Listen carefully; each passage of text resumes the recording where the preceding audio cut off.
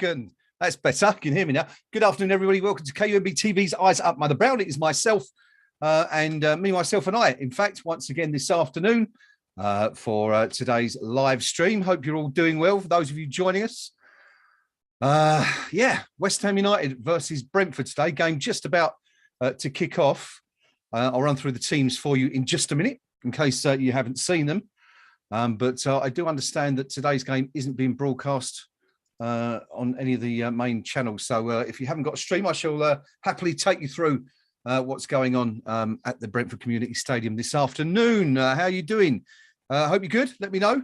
As I say, it's me alone today. So do get involved, be engaged on the live chat. Let me know your thoughts throughout the game as we go through and what you think, how you think we're doing, that sort of thing.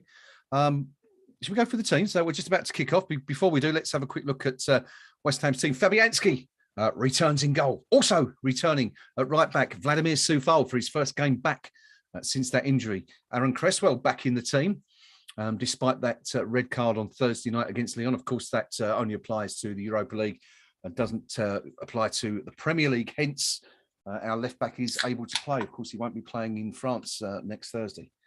We'll see who's going to be taking his place in due course. Centre halves today, Kurt Zouma, Craig Dawson, who was absolutely immense, wasn't he, on Thursday night against Lyon. Rice and Souček in the middle, playing ahead of them. Lanzini, also back in the team. Welcome return after his recent injury. I wouldn't say injury, but pretty horrendous by the sounds of it. Car crash on the A12 on his way to training just over a week ago.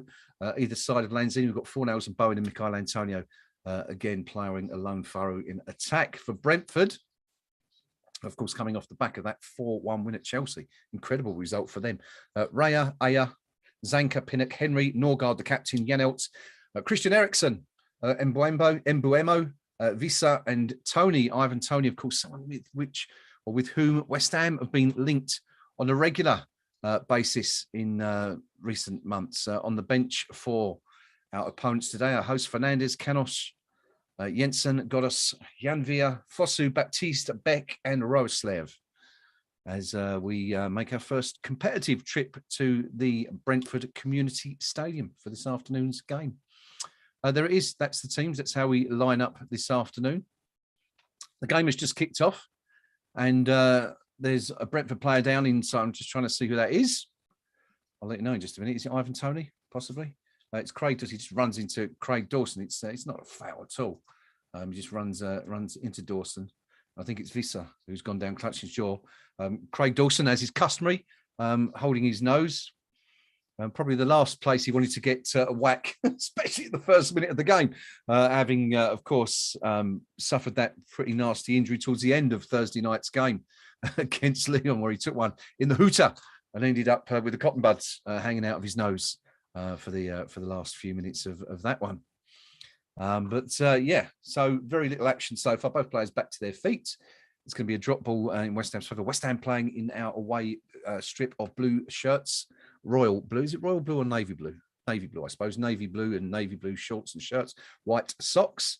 Brentford in their regular home kit of red and white stripes. Do let me know what you think of today's game. Who do you fancy? Think West Ham can sneak all 3 points here this afternoon, or do you think Brentford, having enjoyed that superb result against Chelsea at the Bridge last week, will turn over another fellow London side? Excuse me a moment. Product placement time. So anyway, let me know. Have you got a stream? Are you just tuning in for commentary? As I say, I think it's quite difficult to get a stream today. But let me know if you haven't got one, and perhaps we can point in the right direction. Hellos to David O'Rourke, Changba, Tony Mitchell. Good to see you, fellas. Hope you're all well, enjoying this rather sunny Sunday afternoon, as it seems to be outside. Hope you've managed to get lots done. For my part, I've been out in the garden today, doing a bit of stuff in my herbaceous borders. Get my fingers dirty. Not now, because I've had a wash, amazingly. And it's been nice today, isn't it? Took a little trip over to our local church, which is about 50 yards that way, for a coffee morning. It's a strange little place, actually.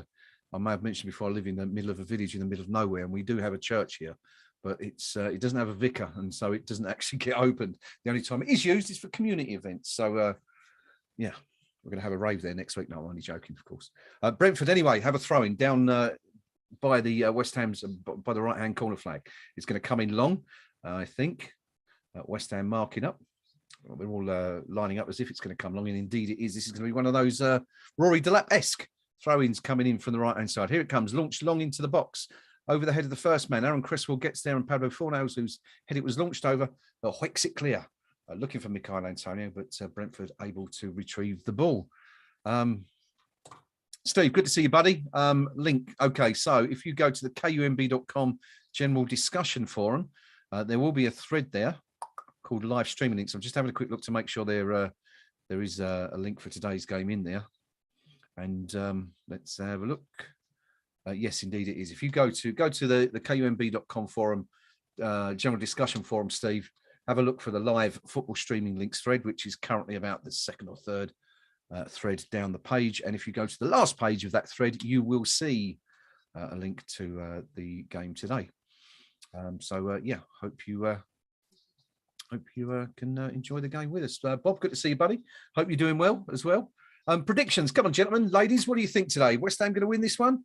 Let us know. Brentford bursting down the left-hand side, cross coming into the box. Kurt Zouma sticks a toe out, gets the foot in, and it's good enough to reach Pablo Fornals, who hoiks the ball clear, but Brentford take possession again.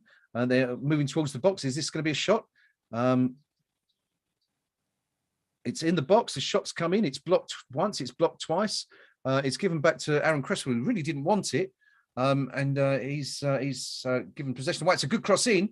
And Tony, I think it was, who was underneath it. It's a bit of a melee in the West Ham box. Hammer's not able to clear the lines. They've got it out of the penalty box. Brentford have possession again. So Hammer's under the cosh as we kick off here, and the crowd getting behind their home team. 2-1 says Steve Palmer. Good to see you, Steve. Yeah, we'd take that, buddy, wouldn't we? A nice little win today. Let me know. Manchester United beaten, of course, yesterday at Everton. Wolves beaten by Newcastle on Friday. Arsenal beaten by Brighton yesterday. So maybe a point would be enough for West Ham today. You know, obviously we'd like 3, but would a point be good enough in our continued pursuit for a top 6, possibly top 4 space? Although Tottenham seem to have other ideas at the moment, don't they? Playing very, very well and absolutely smashed Aston Villa yesterday. Now, Craig Dawson is down on the deck for the second time in the opening 6 minutes, and he's feeding clutching the bridge of his nose, and there's more blood coming out of there, and he doesn't look in particularly good shape. And you can guess that if someone like Craig Dawson is going down asking for treatment, then it's going to be a pretty good reason for that. But he's just having some blood wiped off his nose. He looks a little bit dazed, to be fair, but up go the Cottonmore Buds once again for the second game in succession. So it looks like he's going to soldier on anyway, but not the ideal start for Craig Dawson. Took it was an elbow or a forearm to the face, completely accidental, I think, in a challenge in the first minute from a Brentford player. Yeah, there you go for the second game in succession. Dawson playing with the 2 cotton buds hanging out of his nostrils, mopping up any loose blood. Now, we have 7 minutes and 6 seconds on the clock. I think there's only been about 3 or 4 minutes of play so far, so I expect some time to be added on at the end of the half already, given what we've seen. A couple of incidents for the referee to have a look up. Anyway, plays resumed. Brentford inside their own half take a short throw in. Pablo Fornals wins the ball, but only goes as far as a Brentford player, and it's sent long upfield to where Thomas Souček, in fact, heads it clear. But Brentford have the ball again. Do you think there's going to be any hangover from Thursday night? Of course, we put everything into that game, didn't we? It was a tough game for West Ham in the sense that I think we had 28% possession, didn't see an awful lot of the ball in the game. And so, you know, as you'll understand, that is incredibly tiring on the legs. So I'm sure there's going to be a few tired legs out there today, but I don't think Brentford played in midweek, did they? I'll check that in just a moment. But they're obviously going to be buzzing from that win at Stamford Bridge. Incredible victory, wasn't it? 4-1 win at Stamford Bridge last weekend. Really, really unexpected and completely out of the blue. But anyway, back to the game. 8 minutes gone. West Ham have possession. It's played long up the left to Michael Antonio, who plays it short to Pablo Fornals. It's a lovely touch. Fornals going crossfield. There's a run on the outside from Soufal. The first time we see him today, he's got the ball. He's sent it towards the far post, looking for Antonio, but it's cleared out only as far as Fornals. Poor touch from Fornals, and Brentford able to clear. But better stuff from West Ham. Good counter-attack. Sort of stuff we want to see. Some of the lads will be cream crackered, says Steve Palmer. They certainly will, won't they? They put absolutely everything into that game on Thursday night and managed to get out with a draw. Manuel Lanzini back in the team. You're happy to see that? Perhaps we missed him a bit, didn't we, on Thursday night? Probably would have worked well in a 4-3-3, perhaps to counter the Lyon formation. But I suspect we may well see him play and start, in fact, in France on Thursday. But you never know. Steve, let me know if you had any luck with that link, buddy. Hope you got it. But as I say, if anyone's still looking for a link, go to the KUMB.com general discussion forum. Have a look in the streaming links thread. It's about the second or third one down on the page, and you should be able to find a link to a stream. Days End are broadcasting the game. Not in the UK, of course, because there isn't a UK broadcast today, but you should be able to get one anyway. Just approaching the 10-minute mark, still goalless here at the Brentford Community Stadium. Vladimir Soufal also back in the team today. What do you make of that team? Are you pleased to see him back in? Ryan Fredericks, of course, has held that berth for the last couple of games and done okay. But are you pleased to see the Czech back in there? Of course, it's a bit of a quiet season. Just come back from that injury, operation for a hernia. We've just seen Aaron Cresswell head the ball back to Lucas Fabianski. It's actually a very, very dodgy header. It was a Brentford player closing in and keeping an eye on it. But fortunately, it was just about enough to go through to Fabianski. West Ham now in possession, 11th minute. Vladimir Soufal breaking on the right-hand side, comes inside to his compatriot, Thomas Souček. Plays it to Manuel Lanzini, and the Hammers looking to break again. Hobo says, worried about the shenanigans from them. Do you mean Brentford, Hobo, or are you referring to Lyon next week? Of course, Brentford put up a real show, didn't they, at the London Olympic Stadium earlier in the season. They were going down from pretty much the first minute, time wasting, and it was very, very disappointing from them, actually, to be fair. Almost a continental performance from Brentford, looking at what we've seen for the likes of Sevilla and Lyon in recent weeks at Stratford. But West Ham beginning to get their foot on the ball now. Anyway, back to the game. 11 minutes gone. It's on the right-hand side with Soufal. Soufal looking up, nothing in front of him. Plays it short to Souček. Souček turns back, plays it back again to Craig Dawson, who plays it crossfield to Kurt Zuma. West Ham looking to build patiently this time rather than going quickly. Lyon diving, winking cheaters, says Steve. They certainly were, weren't they? It's really disappointing that some quality players on show there, wasn't there, on Thursday? And you know, we did the stream, didn't we? And it was almost from the first minute they were going to the deck. But anyway, back to the game. Soufal approaches the right-hand side of the Brentford penalty box, plays it short to Manuel Lanzini, lifts the ball over to Jared Bowen, and West Ham have their first corner of the game as it's played out to safety by a Brentford defender. Now, I do apologise because I do this all the time. I'm always getting my Brentfords and Brentwoods mixed up. So if I do refer to Brentwood, you know what I mean. Anyway, it's one of those things. Brentford conceding the corner. West Ham with the corner on the right-hand side as we attack from right to left. I think Jared Bowen's going to take this. Indeed, he is. Jared Bowen looks up. The right hand goes up. The ball's delivered. It's decent ball into the box. The keeper comes at it and flaps. It's a poor touch by Raya there, but West Ham have possession again. Cresswell plays it off a Brentford defender, and it's a throw on the left-hand side for the Hammers this time. Yeah, it's a shame there was no West Ham player in close proximity to the goalkeeper there, because that was a real flap from the keeper. You'd expect better, but it was a decent delivery from Jared Bowen, pretty much into the centre of the penalty box. And you just wonder if Raya's worried about the close attention of Michael Antonio being close to him at those set pieces, as of course is his want. Yeah, Brentford, Hobo says that they were at it in our home game. They certainly were, Hobo, weren't they? It was pretty poor stuff. As I said, they were looking to go down at time waste from pretty much the first minute on that occasion. But anyway, 30 minutes gone here at the Brentford Community Stadium. West Ham beginning to get a foot on the ball at last. Michael Antonio looks to burst into the box, but his touch is poor, and it goes, the ball runs all the way through to Raya. who grabs the ball gleefully and looks to launch another account. Any more? Sorry, Steve, I've just seen you're not asking for a match link, you're asking for the Zoom link. And once again, I've neglected to put that in the KUMB mods forum. I'll be with you in two seconds. My apologies. It looks like I'm going to be joined by Rio. Steve is, of course, Rio's son, asking for Rio. So, Rio, do jump on when you can, buddy, if you've managed to find a stream now. Declan Rice trying to play West Ham in on the right-hand side, looking to bring Jared Bowen in, but the ball played over the top, just too long for Bowen, and it's out for a Brentford goal kick. Steve Palmer says, we seem to be too honest, Hobo.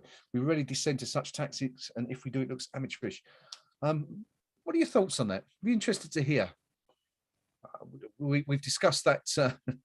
We've discussed that before, haven't we, on the stream, talking about that, what you call it, professionalism. I'm not sure.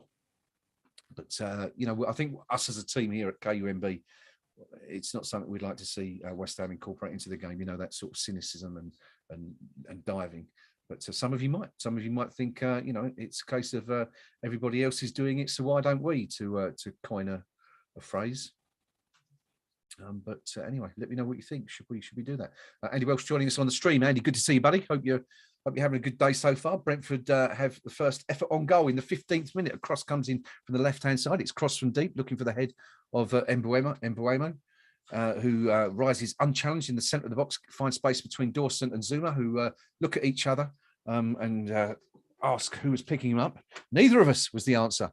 And Mbuemo manages to get a free header on goal, which fortunately for West Ham is easy for Fabianski to pluck out of the air. And we've just seen Fabianski take a goal kick. This, as those of you who are regulars on the stream will be aware, one of my bugbears is goalkeepers not releasing the ball inside their box, and what really should be a handball decision. We've just seen a really, really obvious example of that from Lucas Fabianski, who's it must be a clear yard outside the penalty box before he lets the ball go there.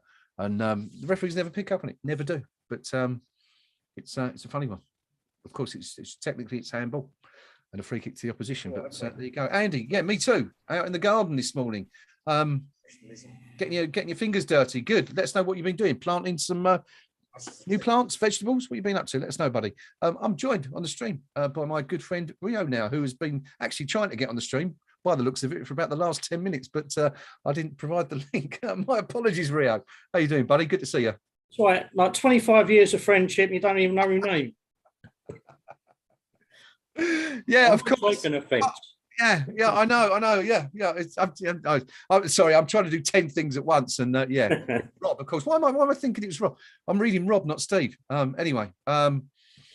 Yeah. Very embarrassing. 17 minutes. Have you managed to get a stream? You've been watching the game so far? I'm up and firing, mate. So yeah, I thought I'd jump on and help you out because I've actually got something going on here. All right. Good. Thank you very much. Much appreciated. Anyway, as you can see, I was struggling. I didn't even recognise you, which is a good indication of how bad things are. What do you think of? What do you make of West Ham's start so far? We started a bit slowly, but seem to have settled into the game as it's gone on now. Yeah, we're doing that. Let's say a bit of a slow start, but we are creeping back into it. We're keeping possession nicely. Yeah. Working it around, but it's going to be a long afternoon if you ask me. I just think the fatigue's going to kick in. Brentford play with a lot of high intensity, so I think it's going to be a bit of a tricky afternoon. But no, we're doing all right at the moment. What do you make of the team selection? Manny Lanzini back in the side today. Are you pleased to see him in there? Absolutely. I mean, I thought he was missing him badly on Thursday night. Yep. I think it just brings balance to that midfield, and he's something that, I mean, I like Said Benrahma, but as I sound, Brentford just on the attack there. No, I just think with Benrahma, he's a 1 in 6 player for me. Yeah. That every time he gets the ball, one time he produces a bit of real absolute magic. The other 5 times, you just do not know what you're going to get. And in a game like today, where we need to keep possession, eke out chances carefully, I think Lanzini's ideal. And it also gets him back up to speed for Thursday night, doesn't it? Yeah, it looks like he's going to be playing, doesn't it? What about Soufal? Are you surprised to see him back in, or do you think it's just been a question of time, wait till he's fully fit to start again? Yeah, again, I just think he brings so much balance to our team going forward and he's more solid defensively than either Johnson and Fredericks for me. So delight to see him back. I just hope he recaptures the form that he showed last season rather than a bit of a patchy start this year, wasn't it? But with the hernia, banter have been affecting him. Yeah, you sort of don't really know, do you, how long that's been affecting him for? Obviously, he's only recently had that operation. But anyway, talking about injuries, we've just seen Michail Antonio sent to. No, it's not Antonio at all. My apologies. It's Kurt Zuma. I could only see the top of his head. Kurt Zuma's been sent to the deck. It's a foul. The tackle's coming from Norgard, the Brentford captain's come across Zuma, and he's caught him on the shin. And actually surprised to see a free kick not given. We've just been shown a slow motion of Soufal getting an elbow in the face, but it sort of went against the Brentford player who committed it. Well, it's not even a foul, but put his hand up because he seems to have whacked himself in the hooter. Couple of bits of action there, Rio. We certainly couldn't afford to lose Zuma right now, could we? Definitely not. I mean, we just saw a bit earlier that Dawson took one in the schnoz. Yeah. So I think it's a recurring theme for today. And after what we saw Brentford produce at the I almost said the Boleyn now, but the Olympic Stadium early in the season, dirty tricks, snide elbows, snide bits of just general. I can't say it on there, but poo-housery is the polite version of it. I'm not surprised by what we've seen today already. Yeah, lots more of it going on, and it's interesting, wasn't it? See, Craig Dawson, who of course ended up with the pads up his nose on Thursday. It only took 6 minutes, and he had it again today. But he's a bit of a warrior, isn't he, our Dawson? And I think if anyone's gonna suffer and get on with the game, it's going to be him, isn't it? Out of anyone in our team. Yeah, I mean, the last knock on the head he got, it managed to turn his brain into a ball playing centre half. He's been pinging balls left, right, and centre.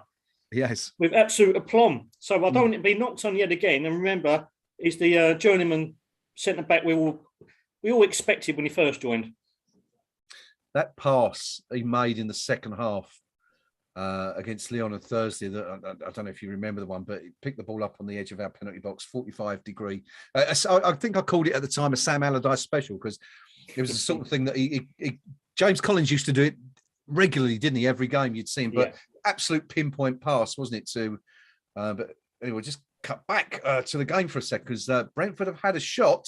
It's a good effort, stung the palms of Fabianski. It's Mbuemo again who had the header earlier in the game. And let's just have a look. The ball's played in behind Dawson. Cresswell comes across. It's struck well by Mbuemo towards the near post. Fabianski's more than a match for it, and it's pushed out for a corner. But we've got to be careful. They seem to be getting in behind us every now and again, Rio. Yeah, it's something we've got to be really on our guard against. We know how this side plays. A lot of pace, a lot of intensity, a lot of physicality. And after the exertions of Thursday night, we really didn't need to be playing that game for much of it with 10 men. So, and I think there's going to be a lack of sharpness mentally and physically tonight from us. I just hope we can be a bit more sensible, a bit more cagey.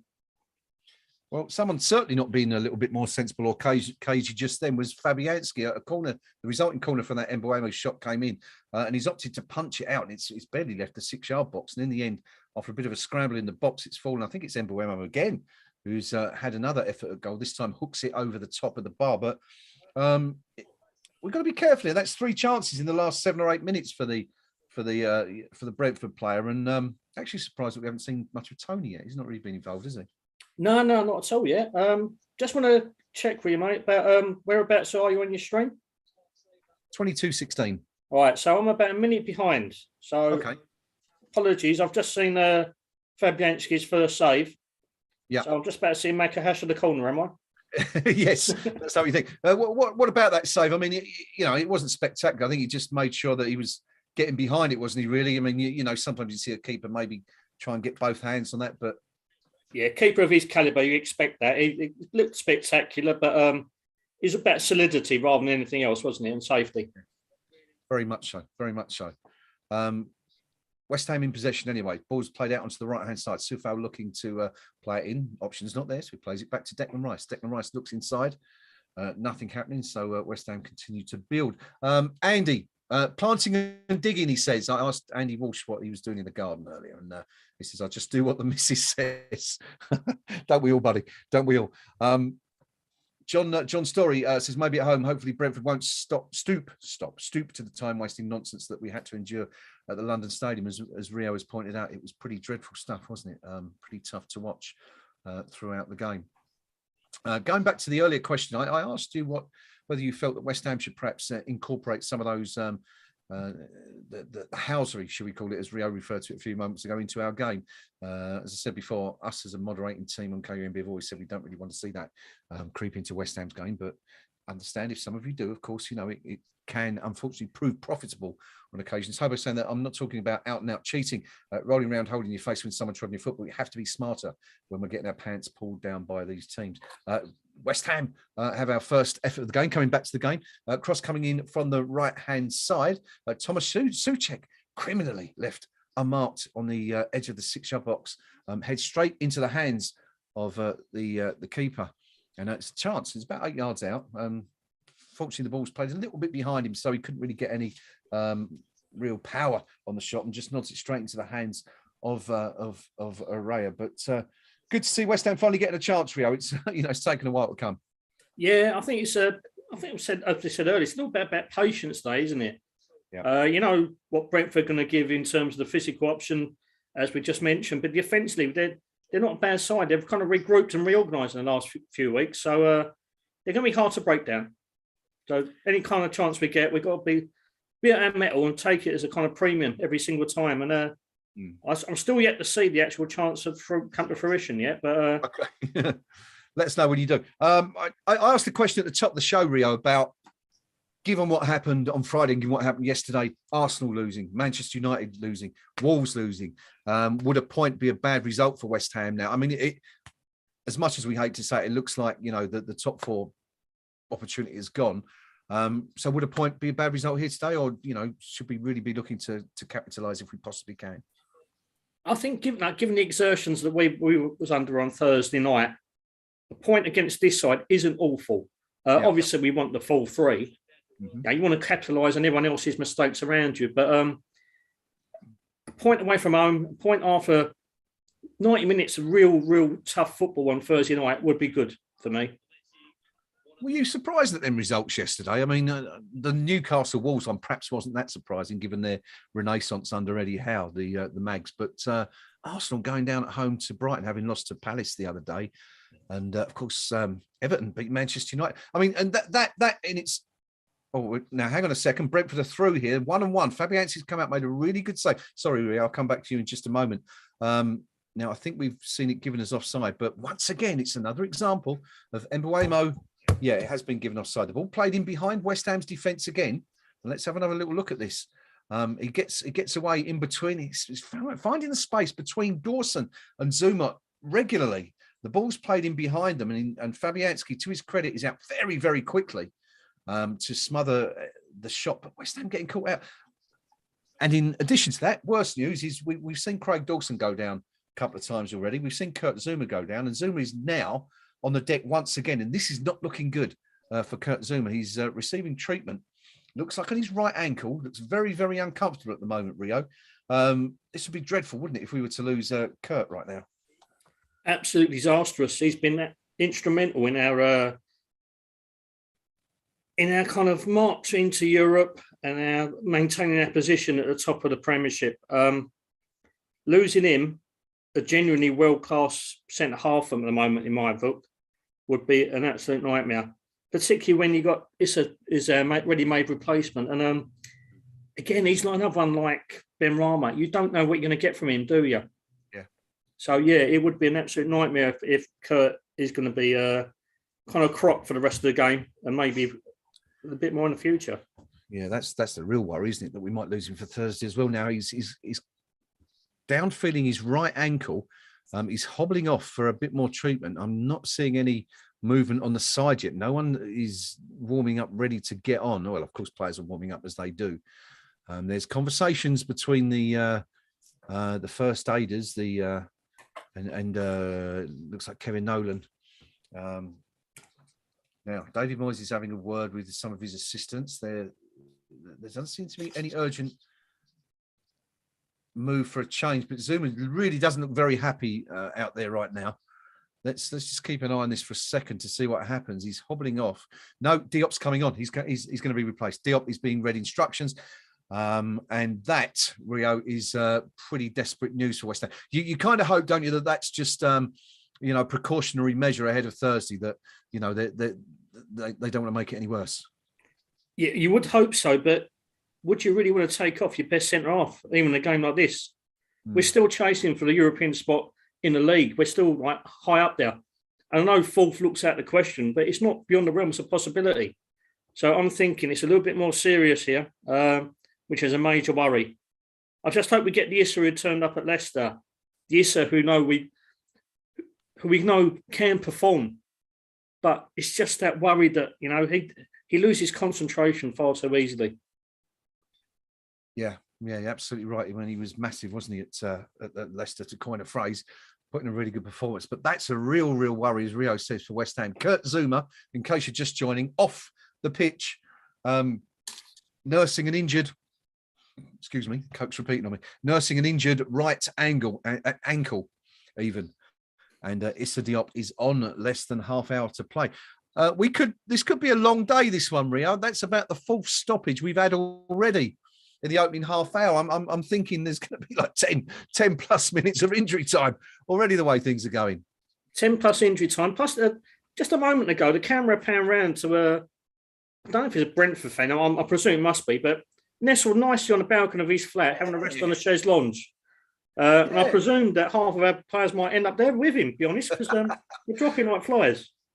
If you're going to watch football, that's the way to do it, isn't it? A bit of sun, beer in your hand, as you say, on the chaise lounge, on the, there must be flat. I don't know. I've never been to the stadium. I presume there's flats on one side, but a bit like Southend's ground is now. But he's got it made, that fella, isn't he?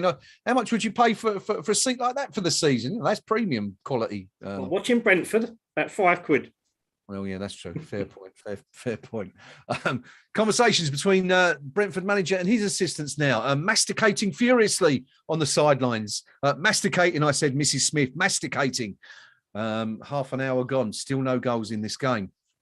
Of course, a win for West Ham here today would put us within 2 points of fourth place Tottenham, back up above Arsenal, and would give us a 4-point advantage over Manchester United, and also a 6-point advantage over Wolves, which would be crucial at this point of the season. But anyway, Brentford attacking on the left-hand side. Now we're going to see Diop for the first time. Gets the foot in. It's not very good clearance. This is going to come through. This is danger for West Ham. Brentford lining up the shot. Good defending from West Ham, holding off. And in the end, the shot comes in from Christian Eriksen from the edge of the box. But it's weak and an easy save for Fabianski. Actually, really good defending there. Yet again, it's Mbeumo who's got away slightly to the right of the penalty area. And Dawson and Lanzini, it was actually, stood up really well and didn't put a challenge in, just stood up on the edge of the box to prevent the shot coming in. And the shot did eventually come in, but as I said, it was from Eriksen and weak and easy for Fabianski. But danger's coming from the same man, Rio, isn't it? All the time, it's Mbeumo who's getting in and finding that space between our two defenders. Something you've not really seen a lot of, or anyone do really in the past. No, it's been quite a while, and I think the last time we did see gaps exploited in between their two centre halves was when during the suspension period when Kurt was out and Issa stepped in, and him and Dawson just seemed to be off the same wavelength. I think it was most notable in the Watford game at home, wasn't it? On Norwich at home as well. They looked all at sea. They looked like they didn't trust each other. Yeah, Leeds, sorry, was the main one. Leeds, but these two renewing their partnership, it's disrupting the rhythm a little bit, and and Graeme was finding gaps beforehand, which is a bit of a worry. He's a less heralded out of the Brentford strike options, but he's proven to be quite a bit of a handful. Just seen a cross coming from the left-hand side from Brentford, and I think it's Ivan Toney who's actually had an effort on goal this time, but it's yet again it's blocked. Let's just have another look. It's just sort of headed back across goal, and Dawson's headed it back to Fabianski. Wasn't even won't be recorded as an effort, but Mbeumo is the key man so far for Brentford. He's getting absolutely everywhere, and being involved in an awful lot. Hobo talking presumably about our spectator up there on the chaise long in the flat says, "I'd demand a rate rebate if he was living there. Yeah, why not?" And also saying with regards to Zuma that yes, he's hoping that it's just precautionary and we can't risk him. Yet another chance falls to Brentford. This time it's coming on the right hand side of the penalty box, and I'm just trying to see who that is who's had the shot. The ball's played out to the right, and it's tried to curl it in. It's Mbeumo yet again, unbelievably popping up on the right hand side of the box this time, trying to curl an effort in from the right.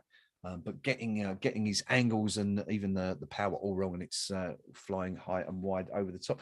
Plenty of chances for Brentford, Rio, but you kind of hope this is one of those games where they're creating a lot but not having anything, and we can sort of come back from this and make the most of their profligacy, I suppose you could say. Yeah, I mean, last week everything they touched turned to gold in terms of goal chances. Hopefully, going to be a bit more wasteful today.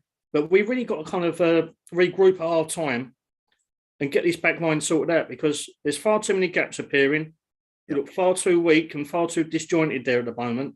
We're getting very little protection from the midfield as well. So it's a bit of a worry. I think half time can't come quick enough at the moment. Yeah, need to really regroup, don't we, and sort of have a bit of a chat, maybe a little tactical switch in there. Just to change it up a little bit. Good afternoon to everyone joining us on the live stream. If you're new here, we do this every single game West Ham match. Let us know what you think of the game so far. Do you think West Ham are playing well? What would you like to see us improve on?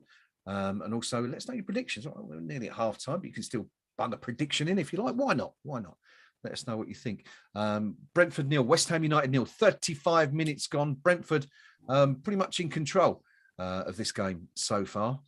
West Ham, the only one effort on goal so far. That was in the 24th minute Souček header that was pretty easy for the Brentford keeper Raya to handle.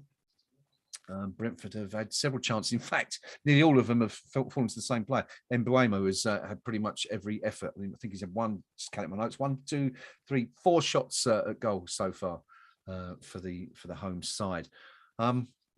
Yeah, we were just talking about the midfield there, Rio. I mean, Declan Rice, Thomas Souček, partnership absolutely incredible last season. It's been slightly off the boil the last couple of games. Haven't really been in tune, have they? No, not at all. I think on a Thursday night, especially, I think Declan had an incredibly poor game. Very wasteful in possession. Yeah. I thought Thomas was the pick out of the pair of them.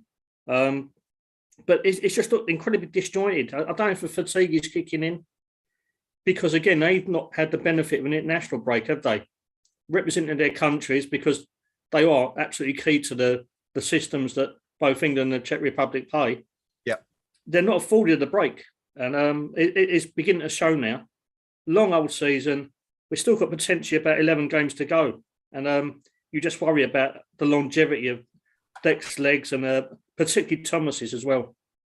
Yeah, I guess perhaps Thomas a little bit more because he's, a little bit older. Declan, I suppose, at 23, you'd perhaps hope that he can run for a few more weeks. But talking of Rice, we've just seen him sling a ball into the box. West Ham, a couple of balls in. First one coming in from Vladimir Coufal from the right-hand side, cleared out as far as Declan Rice, who puts one in. And unfortunately, it missed everybody. And Brentford were able to clear the ball. But West Ham back in possession now, looking to build inside their own half. But a very, very high press this afternoon from Brentford, pushing West Ham back all the way to our penalty box. The high press, which of course is en vogue at the moment, very popular. They used to call it closing down from the front or defending from the front. But of course, it's called a high press these days, as we know. And the ball's rolled all the way back to Lucas Fabianski. And 37 minutes gone in this game. Still waiting for our first goal. Should we have a quick look at the match stats, Rio? Possession, 48% to Brentford. West Ham, 52%. Brentford, 7 shots at goal so far. 3 on target. West Ham, 1 shot so far. 1 on target. 1 corner for each team. But not a lot in it at the moment. And as we said, the real talking point of the game so far, that injury in the 29th minute to Kurt Zouma, who left the field clutching his right ankle, could be dreadful news for West Ham. Hopefully, as Rio and I were saying, it's a precautionary measure ahead of Thursday night's key Europa League second leg quarter-final tie against Lyon, but we shall, of course, find out in due course. Steve Palmer says, did the Rice and Souček dip in form start with the Ogbonna injury, Rio? I don't know if it did, to be honest. I just think the adjustment to systems with Souček playing a more defensive role, I think that really kicked in. That really exacerbated matters a little bit. Yeah. Because Tom offers such a great attacking presence and attacking threat. That's been taken away from him largely this year. Mm-hmm. Ogbonna obviously going didn't help matters. But I just think this latest kind of dip because they were getting more and more in tune and getting back into a routine and a really good partnership again. I just think it's the fatigue levels. They're playing non-stop. They've played non-stop virtually since last June now. Yep. Without a real proper break, the pair of them. So I think with such a long, hard season that we've had, I just think this fatigue that's kicking in. There you go, Steve. What do you think? Let us know. Do you think it's fatigue, as Rio says, or do you think that Ogbonna's injury had a major part to play in it? West Ham have a corner back in the game. It was break down the left-hand side. Cresswell tried to get a cross in, and it was blocked and put out for a corner. So West Ham's second corner of the game. It's on the other side this time. Thomas Souček, Craig Dawson having words. As they line up for this one. It's a deal, of course, up there now as well. Some big players in there. Michail Antonio takes his customary position in front of the goalkeeper. We saw the Brentford keeper, Raya, make a right hash of the first corner, came out for it flat, missed the ball pretty much. Is he going to do it again? The cross coming in. It's going to be Aaron Cresswell. The right hand goes up. It's delivered to the near post. It's poor. Doesn't beat the first man, but the ball played out to Cresswell once again. Looks to lift it in. That's better. Deeper. Unmarked is Jared Bowen. It's a poor touch. He's still got the ball. Can he get a shot away? Lifts it in to the back post. And this... Oh, that's unlucky. Well, the ball came through to Issa Diop, who now, Rio, let me know what you think of this one when you get to see it in a few seconds' time. But unfortunately, he's flagged offside anyway. But it could have had a shot. Jared Bowen looked to line up an effort, decided against it, floated the ball to the far post instead. And then let's have a look. There's Diop and Antonio are clearly offside. The ball's floated into Craig Dawson, who nods it onto Diop. Instead of having a shot, looks to play it across to Michail Antonio. But better from West Ham, Rio. Anyway, we want to see a little bit more of that. Yeah, absolutely. I think I was quite shocked when you said the stats about possession-wise with the lion's share. Yeah. But until the last 2 or 3 minutes, what I'd seen, we'd barely been in the game. Yeah. The last 3 minutes has been absolutely outstanding. We kept possession well, forced the corner, come close there. I mean, I know it's offside, but it was a good, decent move. Yep. But yeah, possession-wise, I thought Brentford had been all over us. Yeah, I was going to say the same, actually. It's strange. It's now 41% to Brentford and 59% to us. So we've actually gone even further ahead. Anyway, we're rapidly approaching half-time. 41 minutes gone. Brentford 0, West Ham United 0 so far. Brentford, as we were saying, there were more shots to goal than West Ham so far, but the Hammers with nearly 60% possession in the game so far. Of course, that doesn't count for anything. As I always say, if you haven't got the ball, you can't score a goal. So it does help, I suppose, in some way. Ball played across from the right-hand side, across the West Ham area from Brentford. Hopeful delivery in from the right-hand side, but there's no one there. And Lucas Fabianski comes out to claim the ball with ease, and play starts again. Hobo agreeing with you, Rio, about the fatigue situation. Said, yeah, it's got to be fatigue. Such a small pool of natural first teamers is beginning to catch up with us. I'm not sure it's beginning to catch up with us. I got a feeling it was catching up with us from, sort of November time, before we had that horrendous run of games, didn't we, before Christmas, where we played so many games, and you could see it then. But I mean, it's not a surprise, is it? We knew this was going to be a problem, Rio, from the word go, especially with January passing and no players coming in. Always knew it was going to be an issue, the small squad size. Yeah, absolutely. And there seems to be lack of trust in our younger players to step up to the mark as well, which doesn't really help matters. It would have been tough a normal season. European football, I think we said it's 10 games already, 11 games already. Is it that potentially another 4 on top of that? Yeah. It's a huge workload. Plus, we've had decent runs in the cup competitions. It hasn't helped, has it? We needed reinforcements. Obviously, the powers that be and the management decided that the right players weren't available, and he trusts his current incumbents. But you just worry. You just feel that a couple of more bodies would have been really good to have. Yeah, it certainly would help, wouldn't it? It's still a surprise to me that we didn't strengthen in January, but who knows why? I'm sure it'll all come out in the wash eventually. Mbeumo, Brentford's most influential player in the first half, has just had another shot. This time the ball played from the left-hand side. He seems to have moved out to the right a little bit more in the last 5-10 minutes or so. Completely free, about 10 yards from goal, just to the right side of the penalty box. Tries his luck, tries to put one in at the near post, but it's saved by Fabianski. And 5 shots so far, I think that is for Mbeumo, and beginning to rack them up, but not really threatened Lucas Fabianski. He hasn't really had a big save to make so far. But anyway, half-time rapidly approaching, still waiting for our first goal here this afternoon at Brentford Community Stadium. Ross McGregor saying, I'm surprised the Premier League don't support the European teams more. Thursday and Sunday's a killer. Could at least have given them Monday night fixtures after the Thursday. Now, that's an interesting suggestion, Rio. What do you make of that one? I know something that some of the continental countries do. Right. Like they're all for their clubs progressing in European competition. England, I think we rely too much on our pace and physicality, getting us through. And it's worked so far, but other countries do seem to favour their club be more favourable in allowing their clubs to kind of progress in Europe if it allows it. I don't know if that's a reaction to England clubs being so dominant in recent years, but it does seem a little bit weird, doesn't it? It does. And also we had that situation, it's talking about that perfect example, I guess, being the Lyon's ability to bring in a new player recently. We had that ruling with regards to teams in the Ukrainian league where players could temporarily sign for another club, given the situation over there at the moment. Of course, they picked up Tete, the Brazilian striker, who came on against West Ham, created the goal. Actually came on the weekend before against Angers, wasn't it, and scored the winning goal in that Liga fixture. Scored the last goal 10 minutes to go to give them a 3-2 win.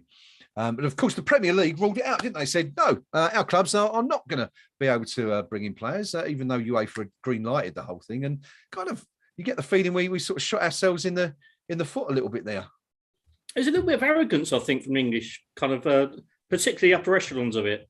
Yeah. I don't know if it's because some of the bigger clubs, the Sinister Six, they've got enough tools at their disposal that they don't need it. They don't want the likes of us, potentially Wolves, Newcastle, getting a bit more of a foothold. Yeah. No, I'm all for a conspiracy theory, and I just think that's it. We do love a good conspiracy theory here. There you go. Brentford have actually just gone very close, probably the closest they've been so far in the game. A free kick from deep after Craig Dawson was judged to have committed a foul, delivered into the box from where Vladimir Sufal was the player who got his head on the ball and just flicked it narrowly over the crossbar. I think Fabianski would have been beaten had it been 18 inches or 2 feet lower. Anyway, the resulting play has led to another chance for Brentford. Now, I think it's Eriksson who's had the shot, taken it down on the half volley from just outside the box. Indeed, it is Eriksson, and had a go. It's gone through a crowd of players, but Lucas Fabianski able to get down low to his right hand side and pluck the ball out of danger. And West Ham survive against another chance for Brentford. Rio, they're racking them up this half. Yeah, let them blow themselves out, and we can come back stronger in the second half, I hope. I say that with very little confidence at all, to be honest. They look a dangerous side, don't they? We look like we're suffering from Thursday night. It's all a bit of a nightmare. West Ham have got a corner. I can't tell you what's happening because my stream is temporarily frozen. But I do know West Ham have got a corner. So hopefully when my stream unfreezes, we'll be celebrating a goal. It doesn't look like it because for some reason I'm just getting stills. Let's have a look. Okay, we've taken the corner. Chris, I can tell you Aaron Cresswell's smiling, but it's not in the net, so we haven't scored. Let's have a look what happens here. It's delivered deep. Actually, it's gone all the way through to Cresswell at the back post, and he's tried to volley it. He's actually come off the outside of his foot, and it's gone narrowly wide. But bit of a chance, probably West Ham's best chance of the half so far. But nice to end it on a positive note, Rio, because we haven't had many chances yet, have we? No, it's been few and far between. That one was I trust Aaron Cresswell 9 times out of 10 with that. Yeah. Just seen it now. It's come through. He's probably just a little, about 2 or 3 paces behind where he should have been. But he probably didn't expect it to come through that far, did he? No, it's one of those, isn't it? You're expecting a defender to get ahead on it, the keeper maybe to come out and claim it. But it's gone through, and he's scuffed it, unfortunately, or it's caught it on the outside of his, but hasn't caught it quite properly. But anyway, second chance of the game for West Ham.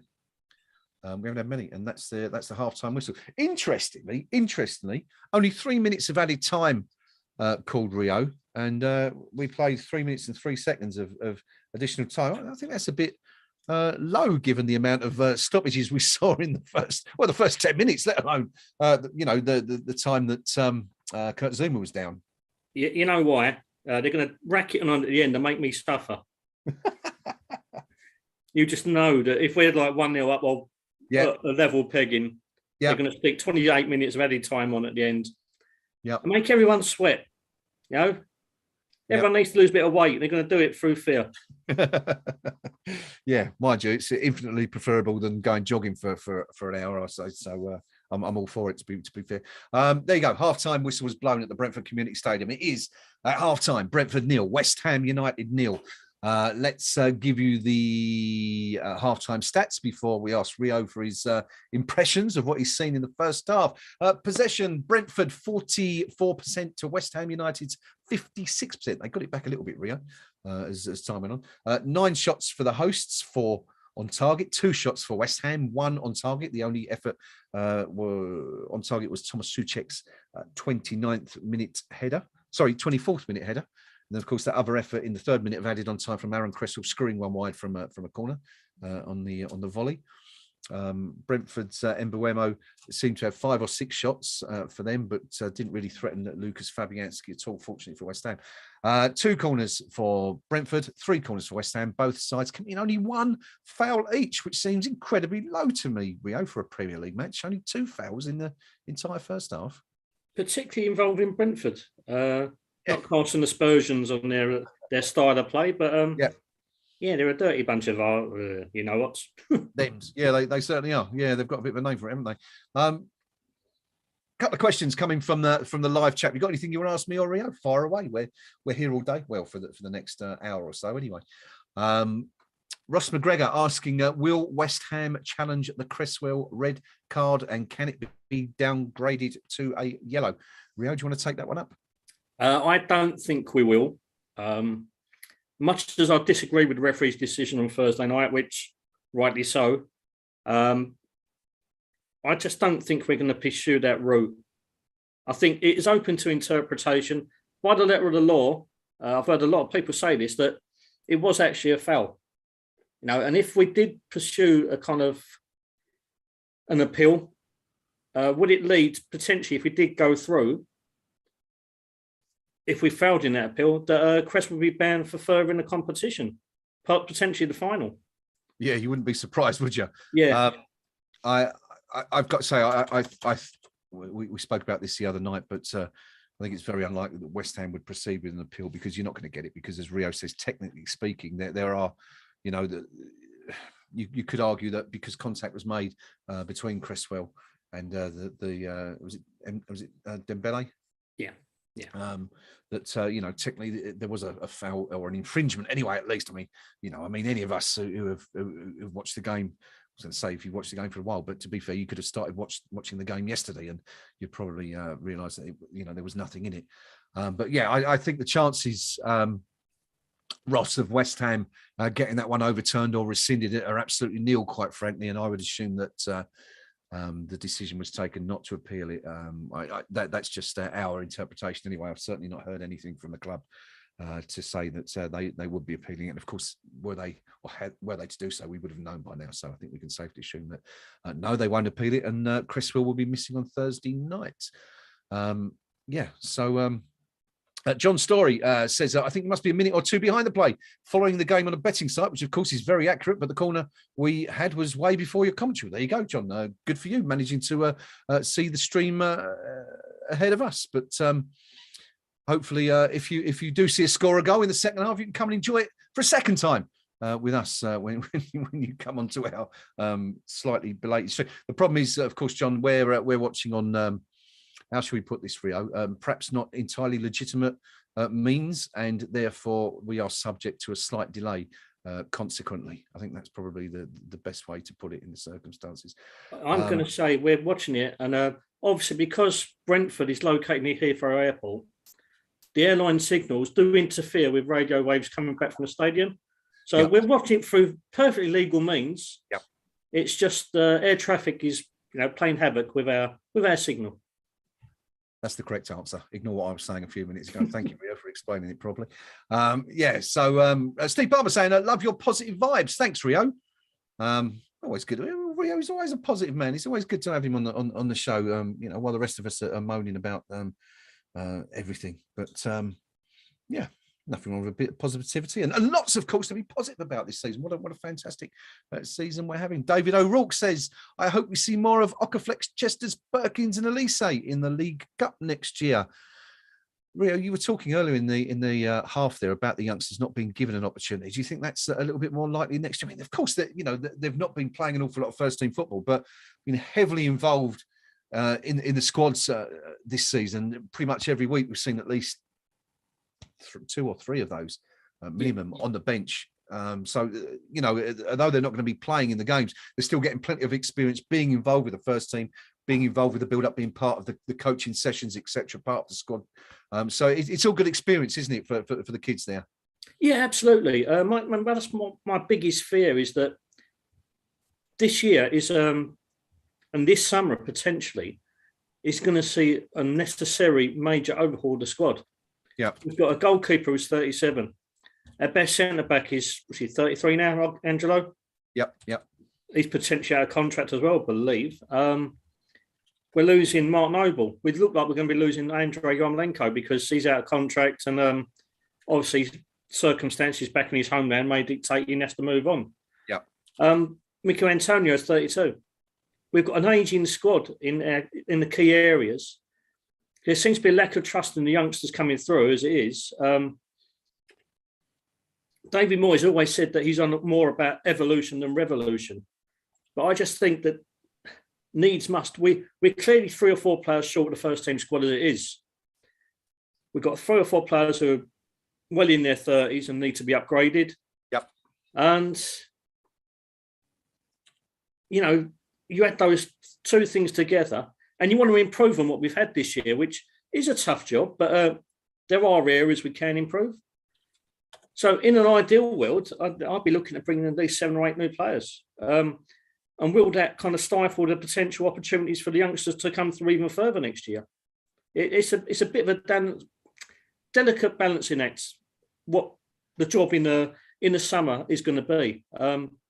Depends on funds, obviously, what Moyes sees fit in terms of the change in personnel. But from my point of view, we're clearly 3 or 4 players short this season anyway. Potential 3 or 4 players leaving. So Ryan Fredericks on that list as well. He's out of contract. I can't see his contract being renewed either at the moment. Mm-hmm. So we could be missing 4 or 5 first team regulars and regular squad members potentially leaving on top of that.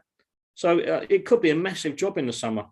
But if we bring in new players and new players of quality who actually improve the first team, those further down the pecking order, like the kids this year, who have been on the bench but not been seeing real action when they really could have been given opportunity at times. I just don't see a clear path of some of them youngsters coming through. Is this kind of a natural consequence of we've said before, West Ham have always given youngsters the opportunity to come through. You can think back Zavon Hines, Freddie Sears, going right the way back to Tony Cottee and Paul Ince and players like that, and in the 80s. But is this kind of a consequence of West Ham now being on the verge of becoming a top 6, or should we say top 7 club, in that if you're going to be challenging for those positions, then you can't really afford to give youngsters, fresh-faced youngsters, those opportunities, because if you're going to win so many games, you need to have your best players out there, and of course that involves investing a great deal of money in your first team squad, and of course the result of that is that young players get less and less time on the pitch. Yeah, I think we're caught in a bit of a trap here. The likes of Manchester City have brought through youngsters quite regularly, as of Manchester United. I mean, they're in a worse state than us at the moment, but they have brought through youngsters. City, Liverpool, another example, play the youngsters. They can afford to play 2 or 3 youngsters in the cup game. Yeah. Still surrounded by a team full of world-class players. And it helps that integration be much more easy. We're relying on the core of 14 or 15. And if you throw in a youngster, untested, untried, it's sink or swim. And you can never guarantee what's going to be what. We are not at that stage yet where we can afford to play 9 regulars, couple of youngsters, then rotate the week afterwards. So it's a really dodgy balancing act. And I think we're suffering for a little bit of mismanagement in our squad over the years. Yeah. And because we're not afforded the riches of that Champions League football has brought the likes of Liverpool, Manchester City, where, like I said, you can afford to throw in a couple, and it isn't really much of a muchness, isn't it? Yeah. We're kind of suffering from the perils of our mismanagement in the past at the moment, I think. Yeah, interesting. I was going to come back to you on that. I mean, I was going to say, you mentioned mismanagement of the squad there. Do you think David Moyes is guilty with that to some degree? To be honest, I'm going to give him the benefit of the doubt. I don't think he is really. There might be a little bit of stubbornness, particularly in this January window, which might come back to bite him on the backside. But in terms of players he's actually brought in, Jared Bowen's relatively young. Look at what he's achieved this season. Thomas Souček still of a decent age. Vladimir Coufal still of a decent age. He's done what he had to do to kind of augment the squad and strengthen. But we're still not at that stage where we can attract the top class youngsters who, I mean, the likes of what's the guy at Fulham, Pereira. Yep. Or Carvalho, sorry. Carvalho, the guy going to Liverpool, isn't he? Yeah. But there was rumours that we was interested in him, and he would have been an ideal signing because his career with us could have progressed. Now he's potentially going to go to Liverpool. Is he really going to get a starting berth week in, week out? It's But the lure of Champions League football, even if you're on the bench for youngsters like that, and the money that goes with it, it's still too big a lure at the moment. I don't know how genuine this is, but was it not Carvalho who said that there were reports that the fee was something ridiculously low, like $500,000 or something? Yeah, I think he's out of contract, so the actual potential transfer fee was incredibly low. But because the transfer fee is low, can Liverpool afford to throw X amount of money in on a weekly basis? Yeah. And would you disrupt our wage structure just to sign a promising youngster who's not necessarily guaranteed to start week in, week out in the Premier League? Liverpool can give him 2 or 3 years on that kind of money to kind of develop and progress. If it doesn't come off, it's no loss to them. For us, if we're going to throw money at a player, you need to kind of stick straight away. Yeah, it's very true. Very true. Out of those youngsters, I mean, just to wrap this debate up, and a couple of comments coming in. Glenn Marshall saying that Arsenal have given youth a big chance this season. Of course, they have. Got a good crop of youngsters over there at Arsenal this year. But of the players we've got coming through now, of course, the obvious ones are probably Elise, Okaflex, Chesters, probably the big 3 at the moment, aren't they? But is there anyone there you think is capable, given what you've seen of them, is there anyone there you think is capable of stepping into a Premier League team and holding down at a starting place? The one who's actually impressed me is probably the area we least need one, which is Harrison Ashby. Yeah, right. Every time he's played, he's really, really looks solid, very intelligent on the ball. I've been nothing but impressed by him. But he's got the likes of Coufal in front of him. Ryan Fredericks, a seasoned professional, in front of him. Ben Johnson's done really well when he's come in this season in front of him. So the one area we didn't need a promising youngster right at the moment is sadly where Harrison plays. Yeah, we're crying out for left back. I thought Longiello in that game home to Croatia Zagreb was absolutely outstanding. Yeah, but he's not even featured on the bench since then, I don't think. No, we haven't seen him at all, have we? And there's a lot. But by that same token, do you think you quite often see when someone's had a bad game, you go to the KUMB.com forum, like Matchthread or somewhere else, or one of our social media channels, Facebook or Twitter, and some of the fans will be saying, "Oh, we should have played him. We should have played this youngster. We should have played that youngster." Do you think there's sort of we're a bit soon to try and get these players into the team? Yeah, definitely. And we've often seen it that the more someone doesn't play, the better they are, because the cries for something to be introduced into the team, and we've seen not just with youngsters, but kind of more seasoned professionals. Yeah. The more they don't play, the better their reputation is, and when they do eventually turn up on the pitch, yeah, it's a bit of a hit and miss kind of aspect of the whole situation. But yeah. We had that a lot, didn't we, with Aaron Cresswell earlier in the season, where people were sort of dismissing his value to the team, and then of course he was injured, and the longer he was out, the further his stock kind of rose. It was an interesting one to watch. But anyway, exactly. just wrapping this debate up about the youngsters. Richard Dean saying, I'm a huge David Moyes fan, but I think there's been ample opportunity to give minutes to a few youngsters without weakening the team. 10 minutes here or there would give confidence to the likes of Elise Longello, etc. You think that's a fair charge?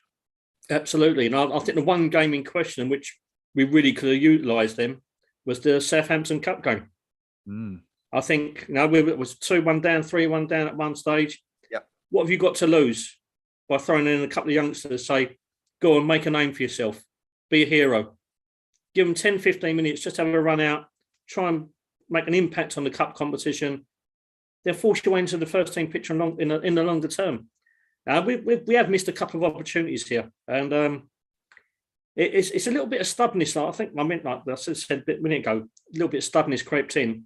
Yep. He's given the youngsters plenty of opportunity, but it's always been in cup competitions lower down the food chain. Yeah, like the starting rounds of round 2, round 3 of the cup. Yeah, and you're seeing glimpses of players, but you're not testing them at the top level, and that's what we need to do. All right, there you go. The youngsters debate neatly wrapped up just as the players come out onto the pitch for the start of the second half. Unusually, perhaps, everyone's out bar Lucas Fabianski, who comes trotting out on his own with a bottle of presumably water. Hope it's only water anyway. Might be something else to pep him up. Who knows? But anyway, both 11s are back on the field now. The game is underway. The second half has begun. It is Brentford 0, West Ham United 0. All to play for here at the Brentford Community Stadium. West Ham not really playing that well in the first half, but it just takes one goal and it can all happen. We started that second half the other night, Rio, and we were all kind of really despondent and fearing the worst. And within 8 minutes, Jared Bowen had put us ahead. That was something else we could certainly do with that again, couldn't we? We could indeed. At the moment, I think different competition. Let's just play this cagily. Hopefully we've regrouped at half time. The disruption we've suffered in the first half with Zuma's injury. Now, Moyes get hold of players, say, this is what we've been lacking in the first half. This is what we're missing. Let's just play this sensibly. Pick Brentford off on the break. And now that's what we excel at, playing football on the counter-attack. So, no, the game's not over. Perfectly, boys. We just got to be really careful in the way we approach things. Well, in terms of how West Ham are approaching this second half, there doesn't appear to be any changes. We're lining up with the same 11 that ended the first time. Just trying to see if there's any tactical amendments. Rio, are you underway in the second? I'm on 46:30 at the moment. Yeah, I am 46:03. So, yeah, I've got another stream come up and obviously delivered by aircraft from Heathrow, which is a little bit careful. You've caught me up. That's good to see. Right, so there you go. So we're all underway. As I said, if you do need a stream, I understand that today's game is not being broadcast on UK TV by any of the usual broadcasters. But if you go to the KUMB.com forum, the streaming thread, which is probably the third or fourth thread down, maybe even higher, you can normally find a working stream in there for you to view the game. And of course, you can just sit here and listen to me and Rio bang on for the next 45 minutes if you like. And, must be bored if that's the case, but there you go. Each to their own, I suppose. 2 minutes gone in the first half. Issa Diop just winning the ball and putting it out into touch for a Brentford throw on the right-hand side. What are you expecting from this second half, everyone on the live stream? Well, we certainly wasn't expecting that. Brentford have just scored. And it's the man who was causing all the trouble in the first half. Mbuemo has got down the right-hand side and he's beaten Lucas Fabianski on his near post, and within 2 minutes and 30 seconds of the second half, West Ham have fallen behind. Rio, that's not the start to the second half we was expecting or hoping for. No, I'm just about to watch the build of it now. Bit disjointed, massive gap in between. I think that's Creswell and Dawson now. and Bremo sneaks in and fires home. Not what we wanted. And you just think, I mean, I was hoping we'd regroup at the break. It seemed that everyone was all at sea again, and no one, everyone, little fingers pointing at each other, arms up in the air, looking at each other, going, "What the hell has happened there?"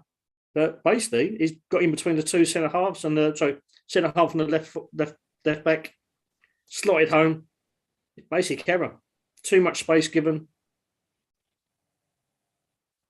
Yeah, I'm trying to say, I think Cresswell's got caught a little bit flat-footed, but I think the blame more goes down to Dawson because Diop's lost a man. Yeah, he's all over the place, isn't he? Diop. Yeah, Diop's lost a man. Dawson's trying to reach over the cover, not got there. It's absolutely shocking from a West Ham perspective. I mean, for two reasons, really. Firstly, that Mbeumo was the player who was, I think he had 5 or 6 shots in the first half. So we should certainly have been aware of that danger. And of course, it's a throw on. To concede from a throw on, it's 2 touches, 3 touches. It's in the back of the net. I mean, that's absolutely criminal defending from West Ham, completely switched off. And I would imagine David Moyes will be absolutely furious having watched that. Yeah, and rightly so. I apologise to both Cresswell and Dawson pointing the fingers initially. But I saw it in the replay, and Issa caught napping again. And this is what we said when he came on. You do not know what you're going to get. What we got today is Issa being caught napping, his usual kind of enigmatic self, who you just don't know what's going to turn up. He's lost concentration once again, and that's his failings as a player. He's got all the attributes, but not the concentration, and that's what's stopping him being a top-level defender. Yeah, unfortunately, it happens too frequently, doesn't it? We've just seen Manuel Lanzini and Christian Eriksen enjoy a bit of tug the ball. Both of them claiming the free kick. Eriksen sent Lanzini tumbling to the ground. Lanzini grabbed the ball, and in the end, the free kick's been given to Brentford for handball, and they did, in fact, take it very quickly.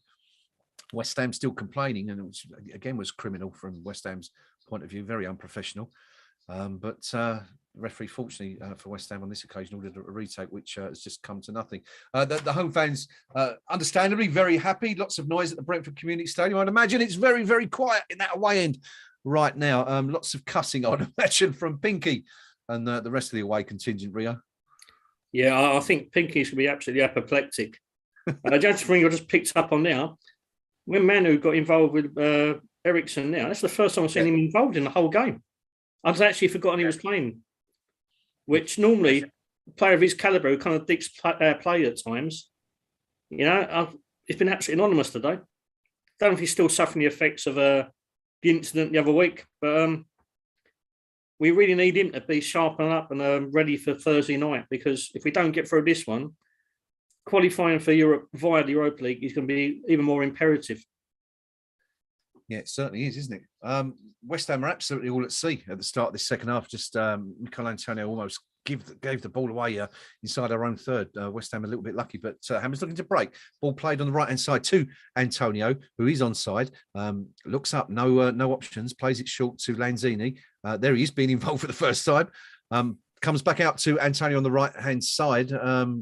His attempted cross is blocked, but he has possession again. Lanzini has the ball now. West Ham in possession, looking to do something with this and get back on level terms. Craig Dawson sprays the ball out to the left-hand side, but it's poor, as was the clearance, to be fair, because it's just nodded into touch unnecessarily, I think, in the circumstances by Aya, who probably had a little bit more time than he realised, and West Ham have the throw-in and are able to keep possession. But changes the complexion completely, that one, Rio, doesn't it? I mean, at this point, are we thinking now all of a sudden, well, perhaps the point isn't a bad result after all? Yeah, the point now is absolutely essential rather than just a bonus. I was just quite impressed by the way that Antonio took the ball down there on the right-hand side. But, we're not really offered a lot up front, have we? I think that one chance from Suchek in the first half from a deep line cross. And even that header was from 18 yards out. Yep. Set piece where Cresswell kind of shonked at the end, but he wasn't expecting it. We've not created any real clear-cut chances. Antonio's been the periphery figure up until now as well. So we really need to get our forwards and our midfield in this game and try and create some problems, because it's been incredibly disjointed all round. Well, one player who's going to be hoping to make a difference is Said Benrahma, who is currently being issued instructions on the touchline by Kevin Nolan. So West Ham about to make their second change of the game. Of course, that first change was enforced in the first half. Issa Diop replacing the stricken Kurt Zuma after 29 minutes. Zuma going down with what looked like an injury to his right ankle. Hobbled off, looked very, very unhappy. As we said at the time, we were hoping that was precautionary ahead of Thursday night's trip to Lyon, but we shall let you know on KUMB.com in due course as soon as we find out ourselves. David Moyes is telling Benrahma exactly what he wants him to do right now. Benrahma paying full attention. Who's going to be the fall guy here, Rio? It can be anyone from about 3 or 4. Pablo's not been involved today. Manu's just starting to get more kind of active, but he's not been at the races. Even Jared Bowen's not been particularly effective. I mean, you don't want to take off most of your goal threats, but so I'm going to think it's going to end up being Pablo. Yeah, I'd say you're right. It's either I'm wondering maybe Lanzini because he's not, he's been out for a couple of games, but you're absolutely right. Fornals has not been in the game at all, but I think, as you said there, that applies to most players. Now, Michail Antonio's on the deck now. He's taken a rather strong challenge. West Ham are carrying on, though. Fortunately, Antonio's back on his feet. He looks at the referee and as if to say, where was my free kick? But the referee is nonplussed and play continues. West Ham still in possession on the halfway line. Antonio back on his feet anyway. 1-0 to Brentford, 54 minutes gone. Craven Moorhead says, I said we'd lose 3-1, so I'm not surprised, but I expected better. Now, Paulo Fornals is through. He's into the box. Can he get the ball over? Lays it back to Souček. Souček lifts it over into the centre, looking for Jared Bowen, but it's a poor cross, and it's easy for Brentford's goalkeeper Raya to pick out of the air, and he immediately launches a counter-attack as the Brentford fans roar their team on, looking for a second, which Rio you'd expect would probably be the end for West Ham if they was to get another one. Yeah, most definitely. I mean, none of our attacking options today, none of our midfield options have really got a stamp on this game. Yep. And actually on the periphery completely. It's been a really, really poor performance. And it still belies the fact that first half stat where we had more possession. I'm still trying to comprehend that. It's absolutely amazing. Yeah. Well, we're still ahead on possession, actually. I'm looking at it now, the live stats, and Brentford 46% possession to West Ham's 54%. I'm not quite sure where that's come from. We must have missed some of this game because every time we've commented, it's pretty much been for a Brentford attack. West Ham, as Rio pointed out, only really had those 2 chances in the first half, for the Souček header and the half volley, the speculative effort from Aaron Cresswell. But it's obviously not doing as much with the ball as we probably should have. But 56 minutes gone anyway. Still 1-0. Craven's not a happy man. It's fair to say. He's saying it will be 2-0 soon enough. I'm really annoyed with this, shall we say? Useless. Rio, where's some of that positivity we were talking about? Come on, give us hope here. Okay, well, we've got give me a minute to compose myself. Take your time. We've still got 35 minutes left this game. None of our attacking options and none of our midfield options have really kind of gelled together. Yep. And surely that can't last. We spent most of Thursday night on kind of an attack v defence scenario where we was defending completely. There are some tired legs out there. There's some tired minds. A little bit of spark from the bench. And I think we could turn this around. I'm going to go Said Benrahma to come on, score a goal against his old club, and a deluge of goals to come flying into the Brentford net. Well, Benrahma's getting a wonderful reception from his former team's fans there, almost to a man or a woman on their feet applauding. The former Brentford star, of course, was played an instrumental role in sending the Bees back to the Premier, or up to the Premier League for the first time in their history last season. The fall guy, Manuel Lanzini, not unexpected, I guess, really, given that he was, of course, making his first appearance since that pretty horrific car accident in which he was a passenger in a car which flipped over on the A12. Fortunately, he managed to walk away from it, but obviously, I guess you can't really underestimate the sort of psychological effects of being involved in something like that, Rio. Even though you might not get a physical injury, you're sort of still harbouring as a lot of psychological effects from something like that. Yeah, absolutely. It's no surprise that he's not been at the races today. You just hope that by the time Thursday comes, he's a bit more he's been acclimatised to first team football again, and we can kind of get more integrated and more involved in the game. And playing against the European side probably suit his style a little bit better, wouldn't it? A bit more time on the ball, a bit more time to think, a bit more time to do some of his incisive passing. But yeah, no, the psychological damage is going to be telling. It's just hopefully that he responds in the right way. Michail Antonio's got that face on again at the moment. He's just committed a foul, probably a little bit fortunate not to be carded for a fairly cynical challenge right in the centre circle, but the foul conceded and Brentford have a free kick, but play continues. He's not looking a happy bunny at the moment, is he, Rio? He's, as I say, he's got that face on that you see now and again when things aren't going his way, Michail. Yeah, he's got one of those Southampton away faces on, hasn't he? Where a couple of times he's had a challenge come through the back of him, and he should have been awarded a free kick, but for some reason, I don't know if he's kind of on some kind of list on the FA Premier League referee headquarters, but he gets very little change from officials, and I can understand why he gets frustrated. I mean, at the start of the season, I thought he's been a little bit petulant at times, but by now, you would expect him to be more than probably the free kicks he's won in the previous 40-odd games. In that sense, he's very much like Andy Carroll, wasn't he, whenever he pulled in on a West Ham shirt? The amount of times you'd see him get, hurled to the ground, and then he'd go up for a challenge, put his arms up, and the referee would award a free kick against him for, inadvertently elbowing someone in the face, which being 6'6" or whatever he was, is going to happen every now and again. Yeah. I kind of miss Andy. Yeah. Times like this. I miss anyone who could put the ball in the net, quite frankly. Come back Freddie Sears, all is forgiven.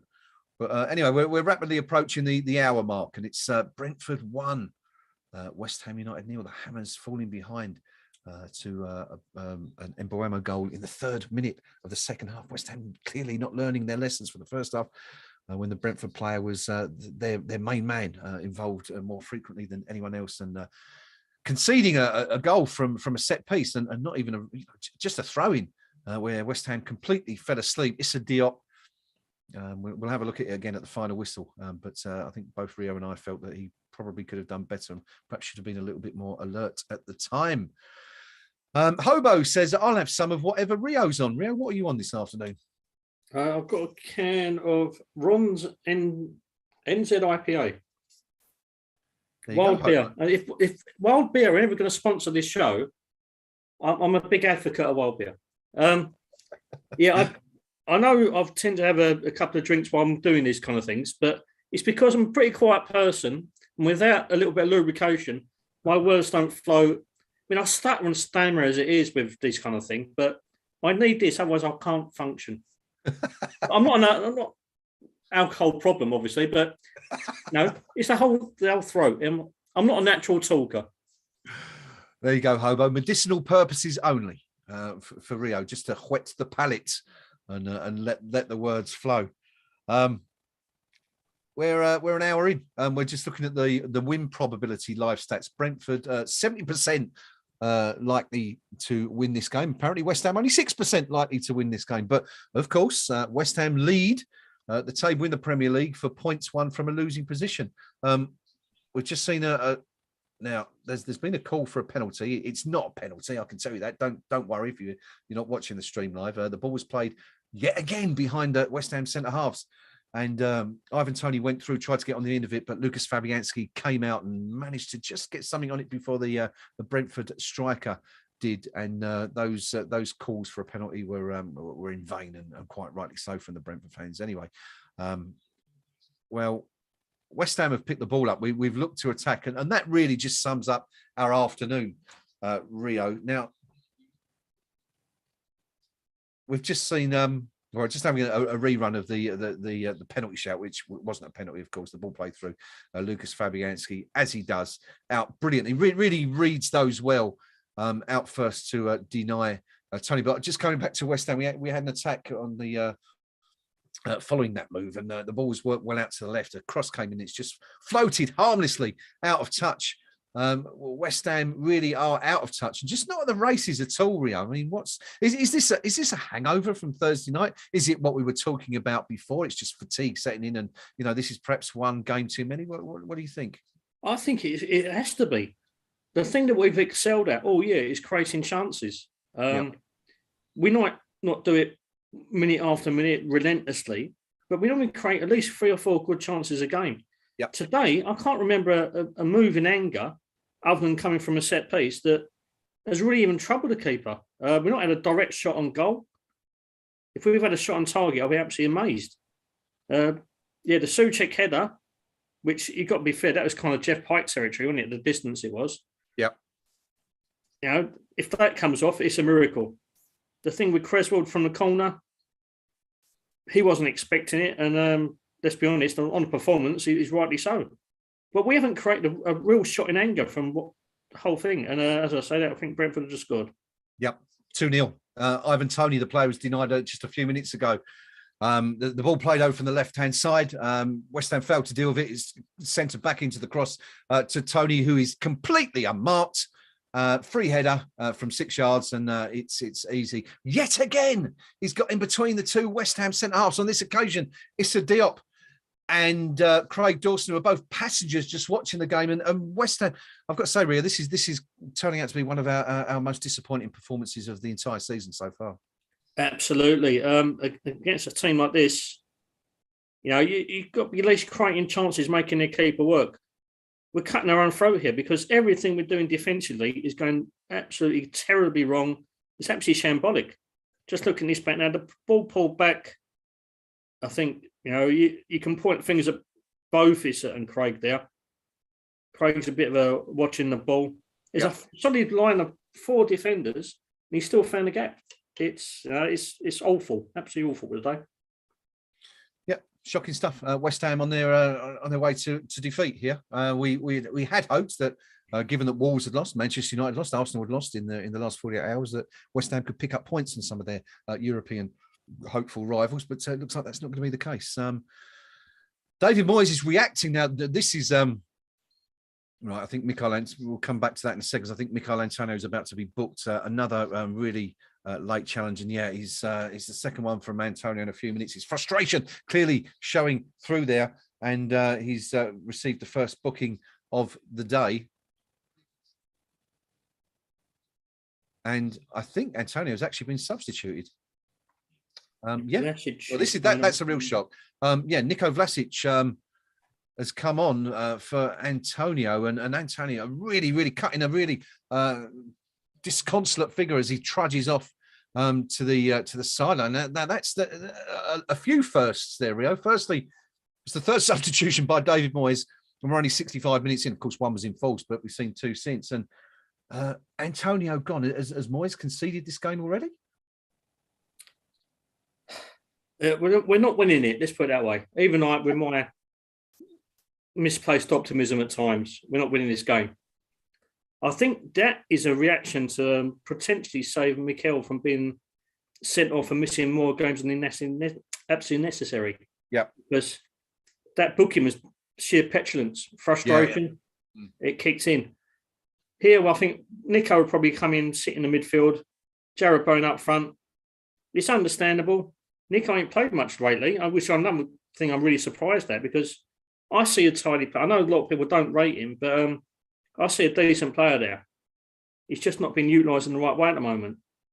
So if you put Jarrod Bowen up front, it's ideal to get Nico more minutes under the belt, potentially ready for Thursday himself. All right, just having a look at the way we're lining up now. Looks, as Rio has rightly suggested, it's Jarrod Bowen up front, replacing Antonio. Nico Vlasic has gone to the right-hand side. It's Benrahma on the... Is Benrahma on the left? I'm not sure. We'll come back to that in just a second, actually. Brentford on the attack again. Noam, good to see you, buddy. Hope you're well. He's performing nursing duties this afternoon, hence can't be with us. Says that Antonio is, or was now, as the case may be, having a mare. Second goal down to him. Dan B agreeing, saying that that all came from Antonio losing the ball. An absolute muppet, and he had options to pass. Of course, he did when West Ham were attacking at the other end of the field. Nick, just seeing Brentford attack again, looking for a third here. which would be absolutely devastating for West Ham. But Vladimir Sufal managing to get a foot in. Nick DL, who's another one usually with us, can't make it this afternoon, says that afternoon, and after the second goal scored, says that I'm going again. Hello, Nick, if you're still with us. Hope you're all right, buddy. Hope you're doing well. And Craven, I can't read that one because the terribly foul language that you've employed there on that situation. But posting after says, I said it would be 2-0 soon. Indeed, you did. Well predicted. It could be 3-0 right now. We're just seeing a chance. It's played across West Ham. Let's see. And it should have been 3-0.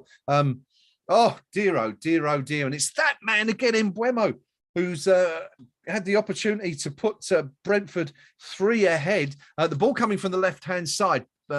Fabianski punches the ball initially. Again, not like Fabianski. Punches the ball. It's only half cleared. The ball falling to a Brentford player. I'm not sure who it is on the left-hand side, but instead of shooting, he lifts it to the back post where Mbeumo is completely unmarked, and he volleys it straight over the bar from 7 yards out.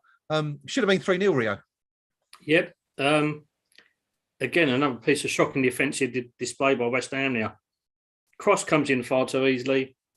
Fab, I don't know what he's doing there. I mean, it wasn't coming at that much of a velocity for me. I thought we had time to actually catch that. Yeah. But the ball kind of filters out, pulls it back, and Mbeumo would be absolutely kicking himself. And if Thomas Frank ain't going on the pitch at the moment, we're going to kick him and all, because that should be 3-0 and game over. Should be. But as it stands, West Ham still not out of it completely. 20 minutes to go. Substitution for Brentford, their first of the day. Jan out. The number 27 is replaced by number 8, Jensen. And now Visa, who's been on the floor rolling around in agony a couple of times already in this match, has done it again. It's Vladimir Sufal, who's looked to win the ball. He's about 3 days late, to be fair, on that challenge. And he's caught Vissa in the side. It's not. It's late, but it's nowhere near as bad as the Brentford player is making out. And fortunately, there's no booking. It's just a free kick to Brentford. But that's kind of sums up West Ham's afternoon. We're just second to everything so far. Yeah, we're second best in terms of ability, mentality, application at the moment. Just looking at the Sufal foul there. Again, it looks like a frustrated kind of lunge, doesn't it? Yeah. And the more this frustration kicks in, the worse things get. And not just for today, but potentially for Thursday. The mindset after today and today's performance, it's not going to send the spirits high, is it? And we've got a mountain to climb on Thursday. You want to go into that with a positive frame of mind. Bring some out of this game, this performance. And at the moment, I've seen nothing. We've offered nothing offensively. We've offered nothing defensively either. It's been a shambles. Saeed Benrahma, the substitution has just showed something. He's, to be fair, it's an absolutely fantastic ball from Declan Rice that sets him away.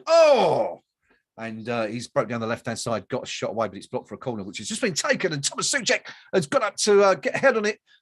Agonisingly wide, though. It's I'm sorry if I got you unnecessarily excited. It's not happened. In fact, it's Declan Rice, I think. Is it Rice or well, it's actually come off of Brentford. The corner's come from the left-hand side, played into the middle. Rice and Craig Dawson have gone up for it. It's missed them both, and it's come off the back of a Brentford player's head, almost into the path of Thomas Souček, who's hurled himself at the ball at the far post, but Souček can't quite get any purchase on it, and it's. I don't think he got anything on it at all. And if that's the case, it really should be another corner for West Ham, Rio. I think that one. Yeah, I'm just watching the replay. I don't know if was it Dawson or did it come off the Brentford defender? I think it's the defender. I mean, defender. Yeah. That should be another corner to us.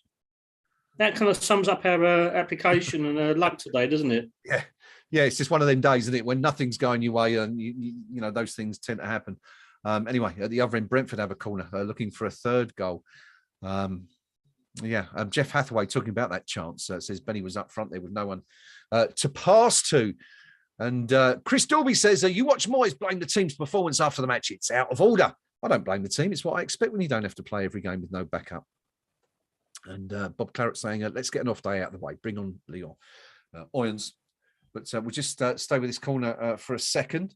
Brentford take it from West Ham's right-hand side. It's delivered to the near post. Doesn't clear Vladimir Sufal, who heads it out onto side Benrahma, who heads it out again, but only back into the path of Brentford, who look to build again. Ball's back in their own half. If you were wondering how our Europa League opponents are getting on this weekend, they, of course, play Strasbourg in League this afternoon. It's actually a 6 o'clock kickoff.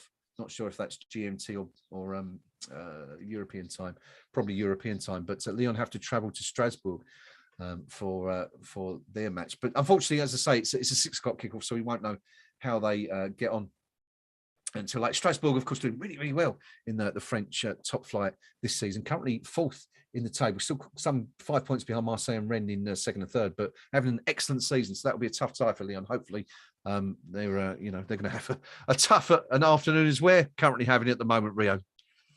Yeah. This is one of those performances which is almost typical West Ham, and I thought this is what we've kind of put behind us. Yeah. Because we've come out. We've got the opportunity to like stamp our authority in the league a little bit, make things a little bit easier for ourselves, put the pressure on our contemporaries. Instead, we've produced probably our worst performances for some number of months. It's not great.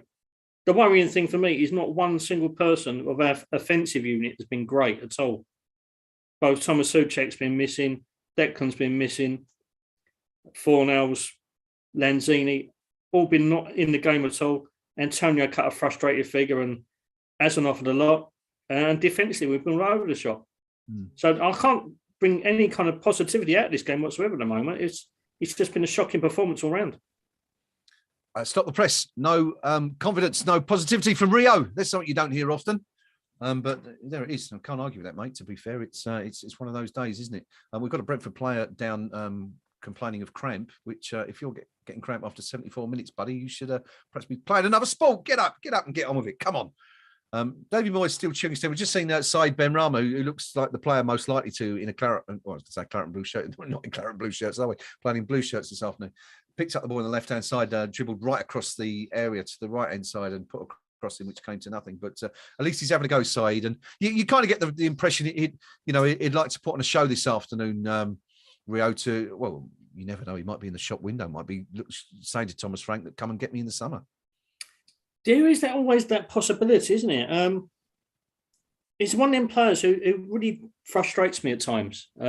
He's got all the ability in the world, but he just never seems on the same wavelength as his teammates.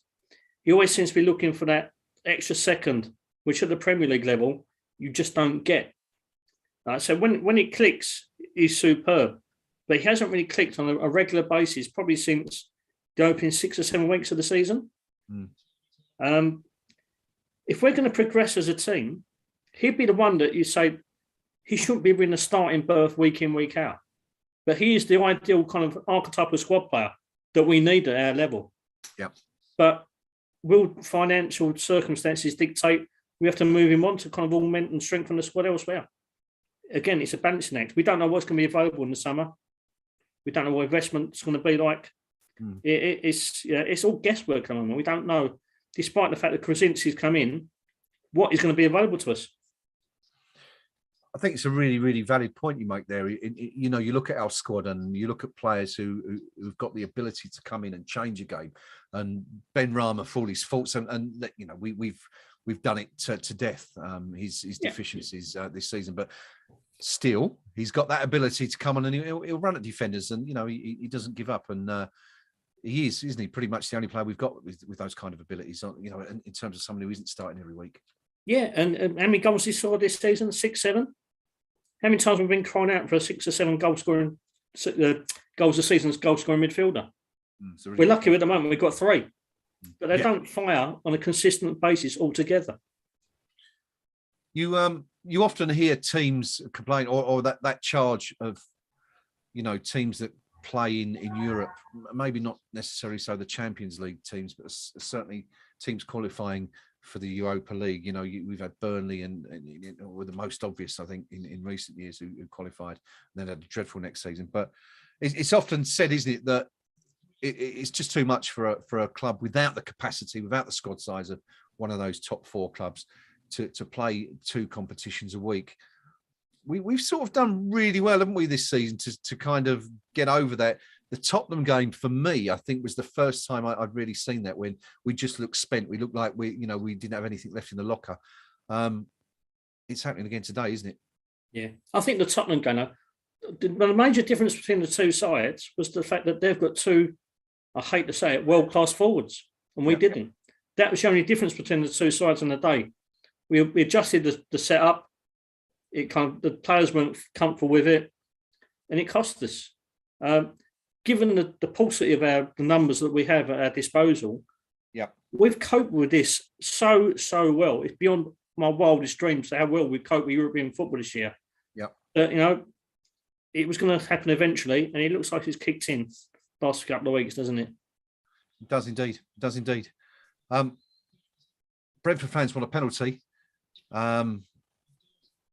Craig Dawson has made it's not a penalty. I can tell you that first of all. It's an absolutely fantastic challenge by Craig Dawson. Yet again, the ball played between West Ham centre halves, and Craig Dawson manages to get back and put in a fantastic challenge.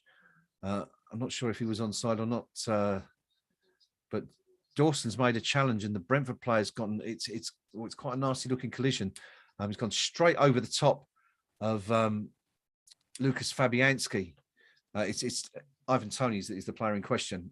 He's collided with Fabianski, who's definitely taken the brunt of that. Craig Dawson, as you'd expect, looks to be fairly unscathed from that three-man collision.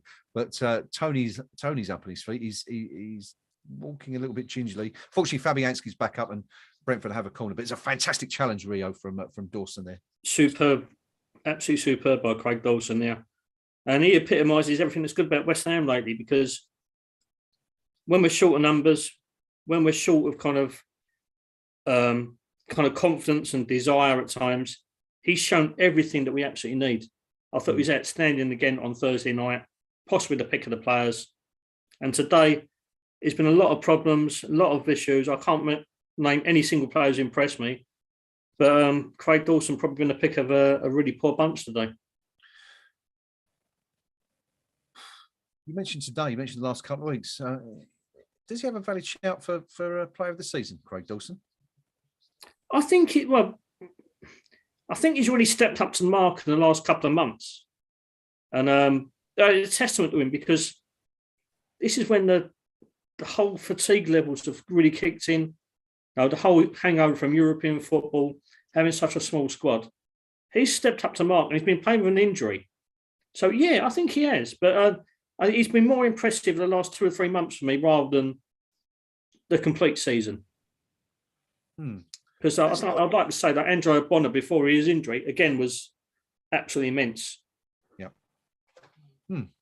Let us know what you think, folks, tuning in on the live stream. Do you think Craig Dawson's got a valid shout for player of the season this year? If not, who would take it for you? Jared Bowen's had a fantastic season, of course. Declan Rice continues to impress, but maybe it's someone else who you've got your eye on for your player of the season award. Of course, the KUMB awards coming up in May. Yet again, there's 25 or 26 years we've been running that particular thing for. 13 categories or so, including player of the year. Who's going to be your vote? Let us know on the live stream. Couple of comments before we get back to game. There's nothing really happening at the moment. West Ham in possession, but just failing to break a very resolute and stubborn Brentford side down. Hobo saying, my stream's finally gone down. Probably out of sympathy. Fair enough. Chris Dorby saying, we'll have £100 million to spend this summer when Rice leaves for a team with ambition. Craven Moorhead says, Chris, you can add another 80 million as Bowen will be off too. Can't blame him when his team loses twice to a Brentford side. Jeff Hathaway saying, slightly tongue-in-cheek, but flights booked for my first live game in September. Can Rio guarantee that I won't see a performance like this? Rio, can you give Jeff any guarantees? Can I have the dates of Jeff's flight, please? Then I can give a bit more kind of a confirmation on that level. There you go, Jeff. Let us know when you're coming over. Where you're travelling from? How long are you over for? Let us know on the live chat. Nick says, "Are we winning yet?" No, still got 8 minutes left to go. Nick, of course, it was this time against Tottenham last season when we scored our first of 3 marvellous late goals to earn a point there. There was a substitution for Brentford a few minutes ago. Mbuemo, of course, probably West Ham players all breathing a sigh of relief, was replaced by Konos, and we've just seen another change, and I'm not quite sure who it is, but Brentford have made their third change anyway. Rio perhaps can let us know who that was because he's following me on the stream a few seconds in. Rio, any ideas? Oh, sorry, mate. Is that the player leaving the pitch? Yeah. Yeah. Yeah. Number 20. I don't know. Oh yeah. It's gone on. Rosalev has come in. So Aya is off and Rosalev on. Thank you, Rio. Player of the season. I asked you a few moments ago who would be getting your vote at the end of the year based on what you've seen so far. Andy Welsh says, Craig Dawson gets my vote. Declan is the obvious choice, but Leonard Brooks says that Dawson gets a bloody nose for 2 games running. It neither seemed to phase him. And neither seemed to phase him. Sorry, a total warrior, which I like to see in a defender. Hobo saying that Dawson gets my vote too. Could be interesting, wouldn't that?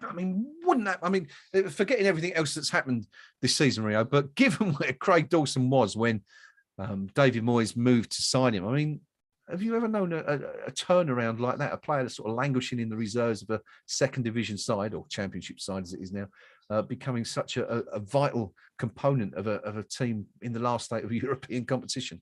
It's an absolute revelation, isn't it? He was absolutely derided at Watford. Yeah, they detested him, which probably sums up Watford fans more than anything else. Yeah, but he's come in. He's had a really good career so far in the Premier League. He did wonders at West Brom. The fans there still love him. He's been pound for pound probably the best signing that we've had for a good couple of years now, probably since Payet for me. Given the actual fee, the necessity at the time, the lack of expectation, he's come in. He's been an absolute revelation, Craig Dawson. Certainly has. Absolute bargain. Was it 2 million we paid for him or something like that? Something stupid like that, yeah. Transfer fee. I mean, Watford certainly would could do with someone like him now, couldn't they, given their parlous situation? We've just seen a penalty shout for West Ham. Ball played into the box. Thomas Souček sent tumbling to the deck, but nothing in it, according to referee. And this could be a third goal for Brentford at the other end. The ball plays into the box. Eriksson plays it back. Declan Rice stands up, and the danger, immediate danger, has been averted. Played back into the box, and West Ham clear it. 85 minutes gone. Brentford still 2-0 up against the Hammers, and seemingly strolling to victory. And I think if you'd have said at the start of the season, Rio, that we were going to lose home and away against Brentford, I mean, people probably would have laughed at you, wouldn't they? If we're going to lose home and away to Brentford, but still be in the top 7, yeah, definitely. The thing is, Brentford aren't a fantastic side. Yeah. We've just made them, today we've made them look good because we just not performed at any level whatsoever. Yeah. During the season, the home game, I think we was undone by the officials because they spoiled everything that Brentford did.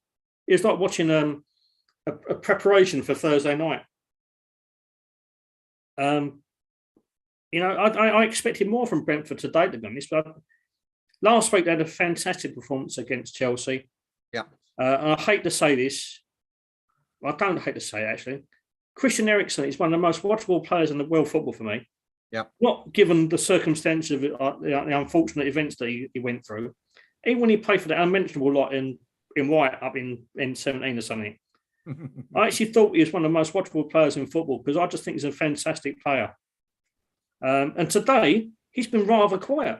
And yet we still capitulated to the Brentford side and not offered one single positivity. We're not creating nothing from open play. We've been absolutely awful.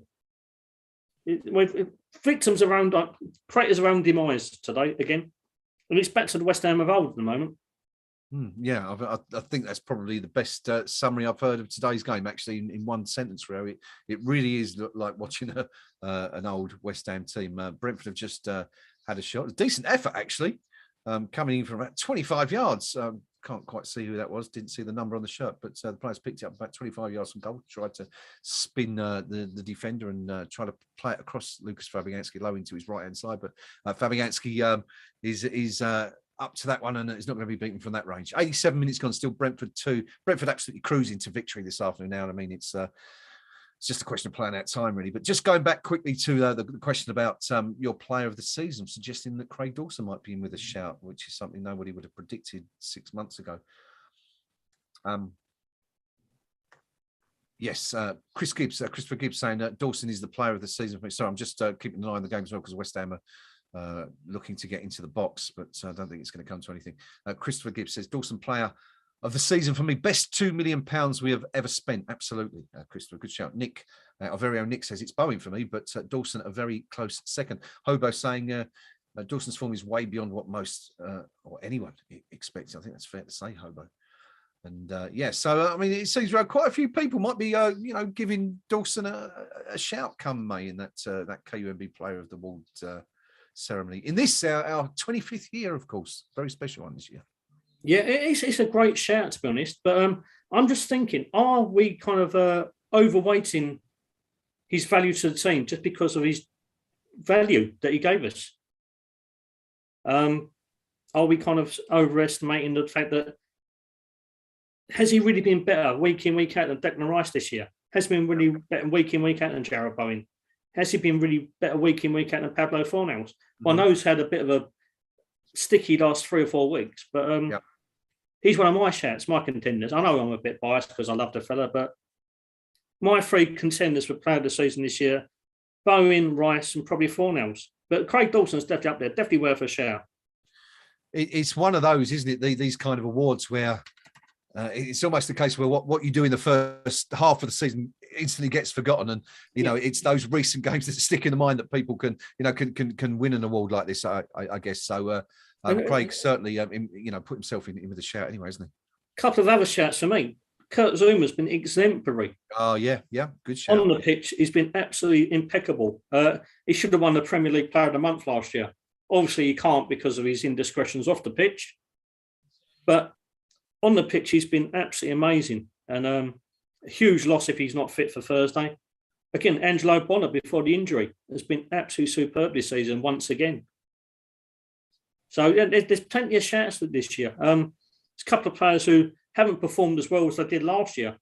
Yeah, but it's a testament to the fact that this squad is so good that, I mean, earlier in the season, we just picked Mikel Antonio, who started the season on fire, still puts in the shift. He hasn't... In front of goal, he's been lacking the last month or two. But, there's been plenty of shouts. And there's been a couple of years in the past where we couldn't even pick a player of the year. It was by the fact that he was either called Scott Parker or you're just picking random names out of the hat, weren't you? So it's great to see that we've got 7 or 8 real genuine contenders this year. Well, I think, just quickly going back to the game, Declan Rice has just had it might even be our first shot of the second half. He's trying his luck from about 25 yards, and it's gone hopelessly over the bar. There's a touch of frustration from Declan there, I think, being indicated. But one player, we've not even mentioned our goalkeeper yet.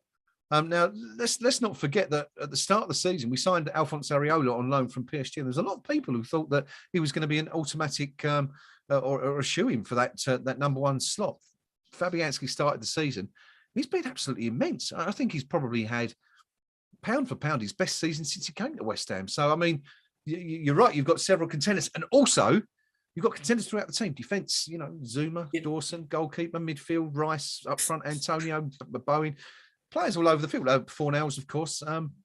It's good to see. But it's, let's hope it doesn't fizzle out anyway. And, it's certainly fizzling out today at the Brentford Community Stadium. We've only got 3 minutes of added time indicated, or a minimum, should I say. I always forget to say this. It's a minimum of 3 minutes added on at the end of the match. And we're into the second of those now. And West Ham have a corner. Hopefully we can get a consolation goal, because it wasn't so long ago, Rio, was it, that we were saying that West Ham hadn't been beaten by more than a single goal in any game for about a year. And I could think of Arsenal, Southampton, Tottenham. There's been a few since, and there could be another one here today. Yeah, unfortunately so. And I think it's because those results have crept in the last few months, because I hate to bang on about it. It is the fatigue levels. There's a huge amount of games we've played this season. Yeah. And, the longer this goes on, the more tired minds get, the more tired bodies get, the more errors creep in. It's only natural. And we've set incredibly high standards, given the paucity of our options over the last 18 months, 2 years. Yeah. It's one of them things, isn't it? But it's just great to see how far we've come in such a short space of time, that we're disappointed we're doing this kind of thing, which is a typically West Ham trait, isn't it? Losing the teams that you are better than. Yeah, one of those things that never goes away, isn't it? So Ben Rama's just tried his luck, and a little deflection is taking the ball onto the roof of the net, not far away. West Ham have had a corner from that, which the keeper's flat tapped terribly again and missed, but fortunately a Brentford player was there to hook it wide. Ben Rama's trying his best, really desperate to impress today, but he's just conceded the ball again, and Brentford are breaking, and that's probably going to be the last attack of the match. One would assume as we rapidly approach the end of those minimum of 3 minutes added on at the end of the game. Jeff is going back to Jeff. Jeff was saying earlier, Rio, that he's travelling over to London for his first ever live match. There is the final whistle. We'll come back to that in a second. Travelling from Bairnsdale, Victoria, Australia, arriving on Saturday, the 17th of September. Rio, who are we going to be playing then? Unfortunately, Jeff, I like to say, I'm away on holiday, but I come back in time for whatever game you might be catching. So, bringing my jinxy nature to the whole proceedings, I'm sorry, mate. If you're over, we'll have a drink, mate, and we'll sort it out. And I apologise now, we're going to lose. There you go. Of course, we'll have to wait and see who West Ham will be playing on the 17th of September, because the fixture list won't come out until the end of June. But anyway, this afternoon's fixture has finished. The final whistle was blown at the Brentford Community Stadium, and sadly for West Ham, it's gone the wrong way, and it was a desperately poor performance from the Hammers, and it's finished Brentford 2, West Ham United 0. Both goals coming in the second half, and it was a terribly poor second half from the Hammers. It didn't actually play that well in the first half, let's be honest. But the opening goal coming in the 48th minute, it was the man we should have been aware of. Had 5 or 6 shots in the first half. Mbuemo managed to, it was West Ham. It's dreadful stuff from West Ham, completely switched off. It was a throw-in to the right of West Ham's penalty box, some 25 yards from goal. Taken quickly, and Issa Diop sort of caught napping, and a couple of other West Ham players caught napping, and Mbuemo managing to squeeze the ball in between Lucas Fabianski and the near post. I mean, you don't often see Fabianski get beaten in that position, Rio, do you? But I mean, the whole thing was just a nightmare for West Ham. The whole move. Yeah, you can pinpoint certain factors today. Did the disruption with Kurt Zouma going off injured alter our way of the comfortableness at the back? We've got 2 players in who haven't played for a while. Fadama Soufal coming in. I thought he'd bring a bit more balance defensively and going forward. We saw nothing of that. Yep. Issa coming in for his first kind of real longevity kind of appearance for probably since the Southampton game, and he looked all at sea. I'll quick to point the finger at elsewhere, but looking at the replay for the first goal, definitely at fault. Although Antonio's got a bit of a culpability for the second goal, Issa was still caught lacking again. So those disjointed performances, the unit at the back being tinkered with and disrupted, it doesn't help. But we offered nothing going forward today, and that's the biggest worry for me. We've got a wealth of attacking options, a wealth of attacking talent, but who today really performed? Midfield, from the back 4 forward, who really performed? I can't pinpoint any single player today, and that's the worry for me. Is the fatigue, is the longevity of this season really kicking in now and hurting us? It's been a long campaign, and 3 or 4 of our key players haven't had a proper break for over 18 months now. So I'm a little bit worried, but I just hope it's one of them kind of archetypal West Ham performances where we come up against teams we should beat. We try and capitalise on a situation that other teams have fouled around us, and we don't do it. Is it just up West Ham being, I hate to say it, West Hammy? Or is it just fatigue? Interesting one. Let us know what you think on the live stream if you're joining us for this post-match chat. It's going to be a brief one today, I'm afraid, because we've lost. I can't really be bothered to talk about it if you want me to be honest. And of course, I've got to go and write about it next, which is even worse. But let us know what you think. Is it fatigue today? Is it just West Ham being West Ham? Rio called it a West Hammy performance. We've seen them all before time and time again, haven't we? West Ham going to teams where you on paper expect us to pick up a result, if not necessarily win, but at least not lose. But comfortably beaten today, and it could have been worse, couldn't it? If Brentford had made the most of some of their chances. Let's have a quick look before we go on. Let's have a look at the final match stats, and amazingly, Rio, Possession-wise, we still managed to come out on top. It's the only thing we did come out on top in today, but possession 47% to Brentford, 53% to West Ham. Brentford 15 shots, 7 of which were on target. West Ham 5 shots in the end, managed to produce 3 in the second half, only 1 of which was on target. And who would have said, if when Souček had that header, Rio, in the 24th minute, that was quite easy for the keeper, that would be a last shot on target during the game. I mean, you probably would have said they were mad, wouldn't you? Absolutely. And it's another thing that's really a bit of a strange statistic throughout these last 18 months or 2 years of David Moyes' reign. When we have less possession, we bring up better performances and better results. Yeah. When we ask to dictate the play and ask the questions of other teams, we very rarely match the expectations. Playing on the counter suits us so much better. But today there was no fluidity between defence and attack. And I think that's where we're lacking. We need someone who can really grab hold of possession in midfield and dictate the play and eke out chances. We don't seem to have that. We seem to have one what style of playing. And normally it's fantastic. The counter-attacking football we play, free-flowing, really positive, really, really offensive, really aggressive in opposition's face. We didn't see that today. And when we are asked to kind of dictate teams, and we see at Watford, we struggled. We had much more possession. At Norwich, we struggled. We had much more possession. Yep. But we created at least one chance in both of those games. Today, more possession, no gumption. It's so true, isn't it? And the matches we perform better in, we certainly, it's where we counter. And this is one reason why I instantly said after the game on Thursday night that I think we're in with a good chance on Thursday, because I think Lyon are going to come at us and they're going to hopefully play into our hands, and we'll sit back and soak up the pressure and hit them on the break. But if you're joining us on the live stream for this brief post-match chat, let us know what you thought. Let's have your summary of what you've seen today.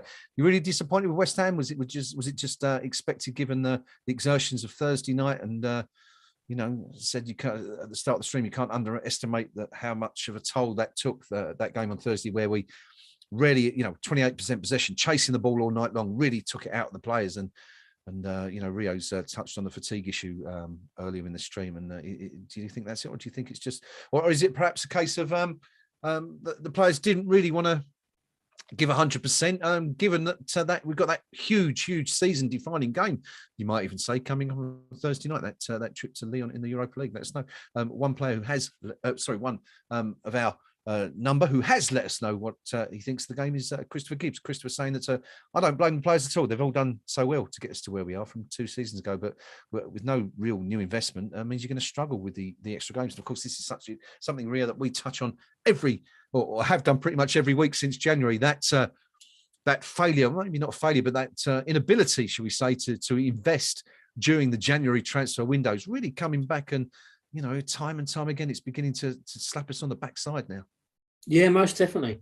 I know that Moyes went to improve what he had, but in our situation, our circumstances, where we know we're 3 or 4 players short, surely bodies of a capable standard.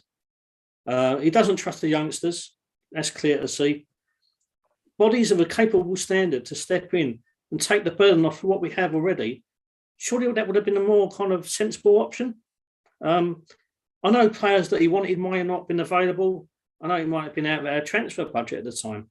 I know we tried with Darwin Núñez, but for some reason that didn't come off. And look what he's done since that kind of whole deal kind of collapsed on us. He stepped up to the mark for Benfica, and he's probably worth double what we was offering. So a potential transfer window success there is going to turn into something that's kind of unobtainable in the next one. Yeah, he's been absolutely on fire, hasn't he? In recent weeks, or since January, absolutely flying. But let us know what you think anyway on the live stream. Ivan Toney, scorer of the second goal for Brentford today, a player, of course, another one that West Ham have been heavily linked with last summer. There was talk that we'd been in for him.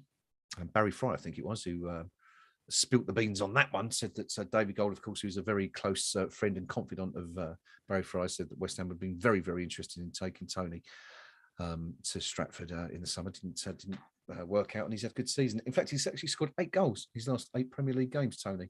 including that one against West Ham today. Two other results in the Premier League this afternoon.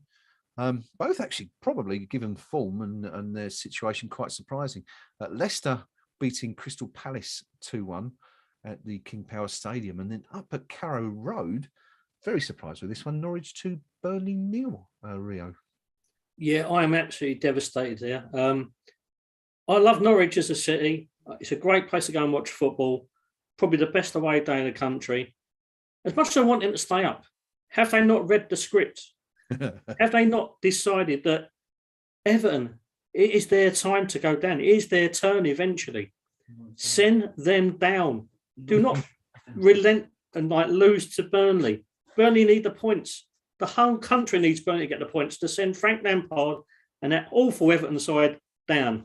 Norwich, read what's going on in the rest of the world. Read the script. You've let us down today. Coming away from West Ham very briefly, just to talk about the relegation picture, Rio, have Norwich got any chance of staying up? I mean, I'm looking at the table now, 31 games played, 21 points. Watford, 22 points from 31. Burnley, 24 points from 30. Everton, 28 from 30. Have Norwich given themselves a chance? 7 points off safety. What do you reckon? No, it was a futile effort. They've ruined everyone in the country's whole plans. They've let the whole nation down. Yeah. It's a futile effort. I'm shocked. I'm devastated. I will not be visiting there for a while because in protest at the fact that they've let the rest of the nation down. I'm afraid to say I see it exactly the same way you do, my friend. Shocking stuff from Norwich. What are you playing at? Come on, Burnley. We're going to be, in with the chance of sending Everton. Of course, it's still lots to play, but Everton got an absolutely horrendous running, but winning against Manchester United yesterday. But still plenty to go. Anyway, it's not our concern, is it, this season? We don't have to worry about that end of the table, which is a nice bonus. We were kind of hoping that we'd be worrying about the top four maybe a bit more after today's game, given that Arsenal, Man U, and Wolves all lost yesterday and Friday. But we've sort of blown a real chance there, or is it? Well, yeah, really I think matter. If we'd have won today, we'd have put a little bit more pressure on Tottenham, and we know what they're capable of. They're capable of disciplining up their own backsides week in, week out when the pressure's on. We've made it easier for them. I think now the top four is pretty much set in stone. Yeah. We're scrabbling around for that fifth or sixth place. It's just so disappointing the way we've approached today's game, the way we've performed today. But it's typical West Ham, isn't it? When other teams, and we've seen it a couple of years back in the Bilic regime, when we was pushing for that European Championship League spot, that every time someone failed, we didn't capitalise. It is terribly disappointing today. Not one single player turned up for me. And it's infuriating because we get to a certain level, you think, maybe we are a bit more professional nowadays. Maybe we can capitalise on others' mistakes. Maybe can we exert pressure on the other teams around us? And yet we've been found wanting again. It's annoying, very annoying.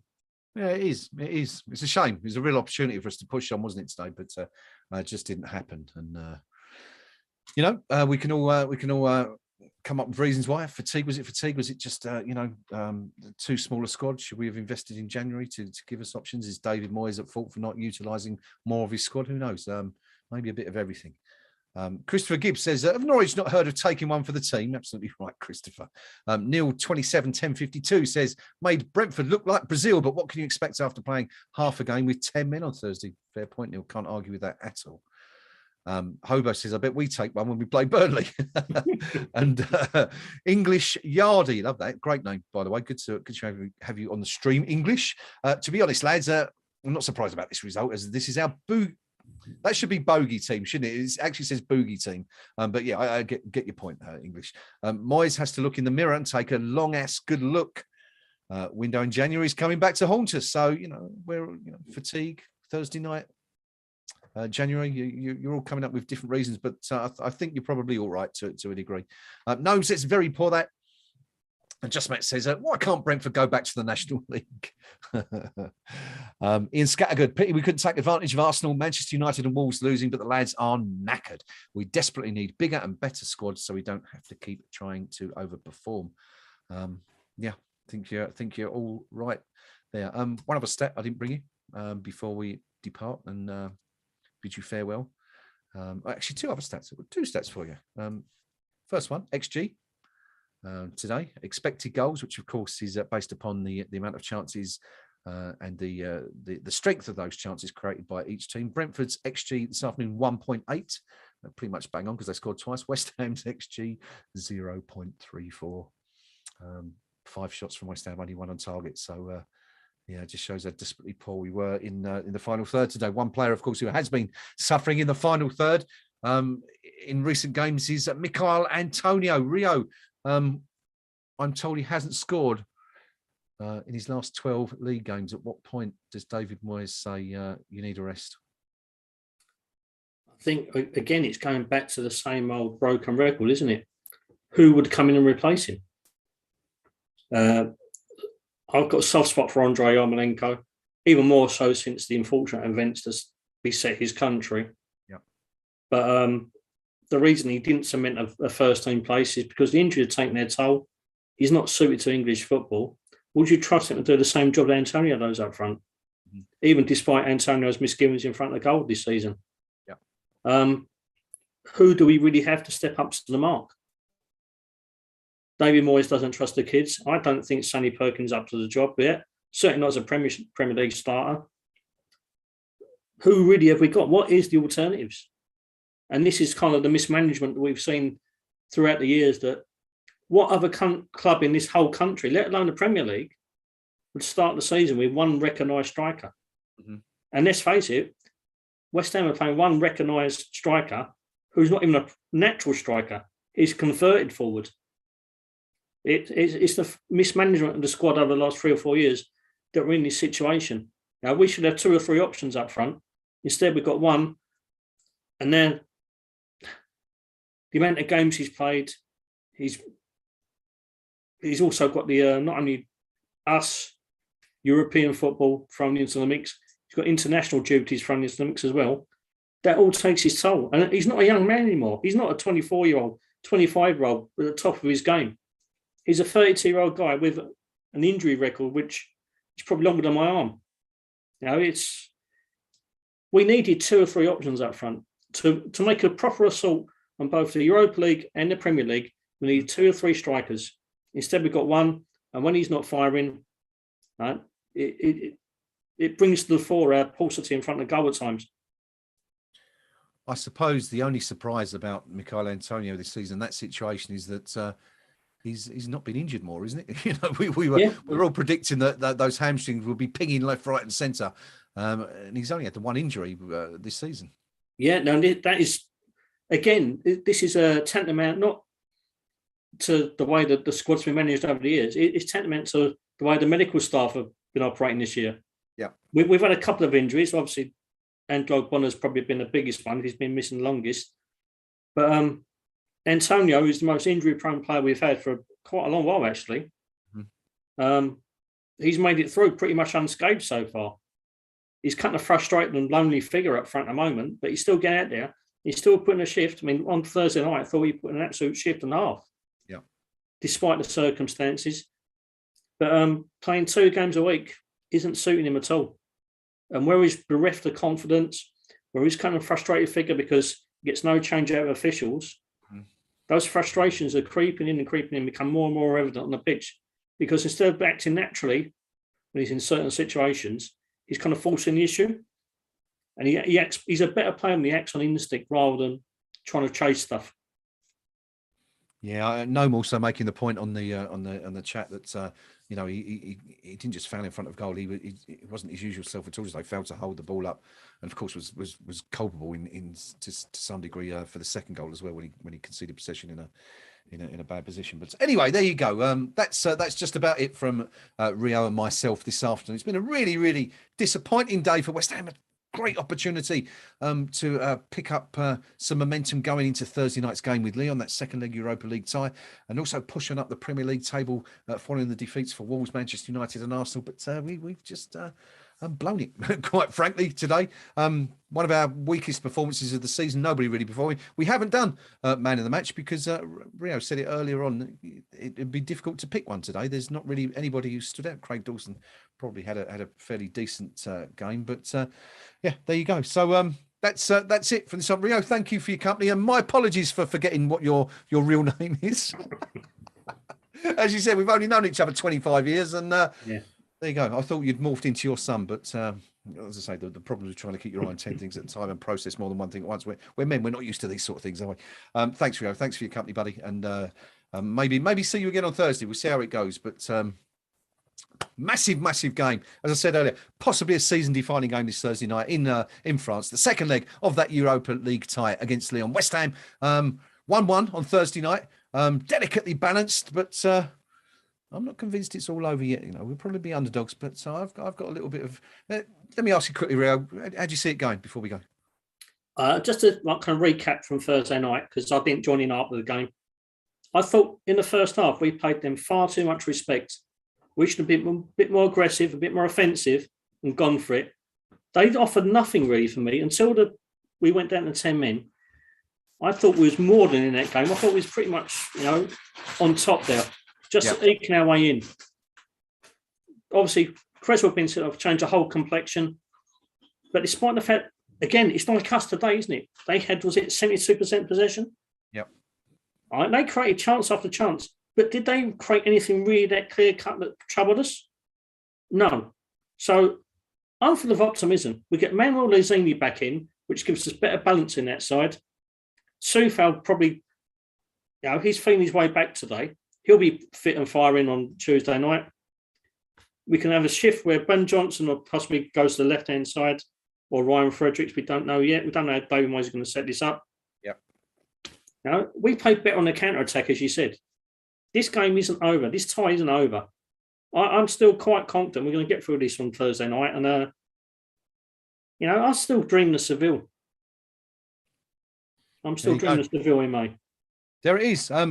He lost his mojo briefly in the second half, did our Rio. Usually, our most optimistic pundit out of the lot of us. Back on the optimistic train for the end of the stream. And it's full steam ahead for Thursday night against Lyon. West Ham United going over to France, looking to make their way to the semi-finals of the Europa League. And, I'm kind of with Rio.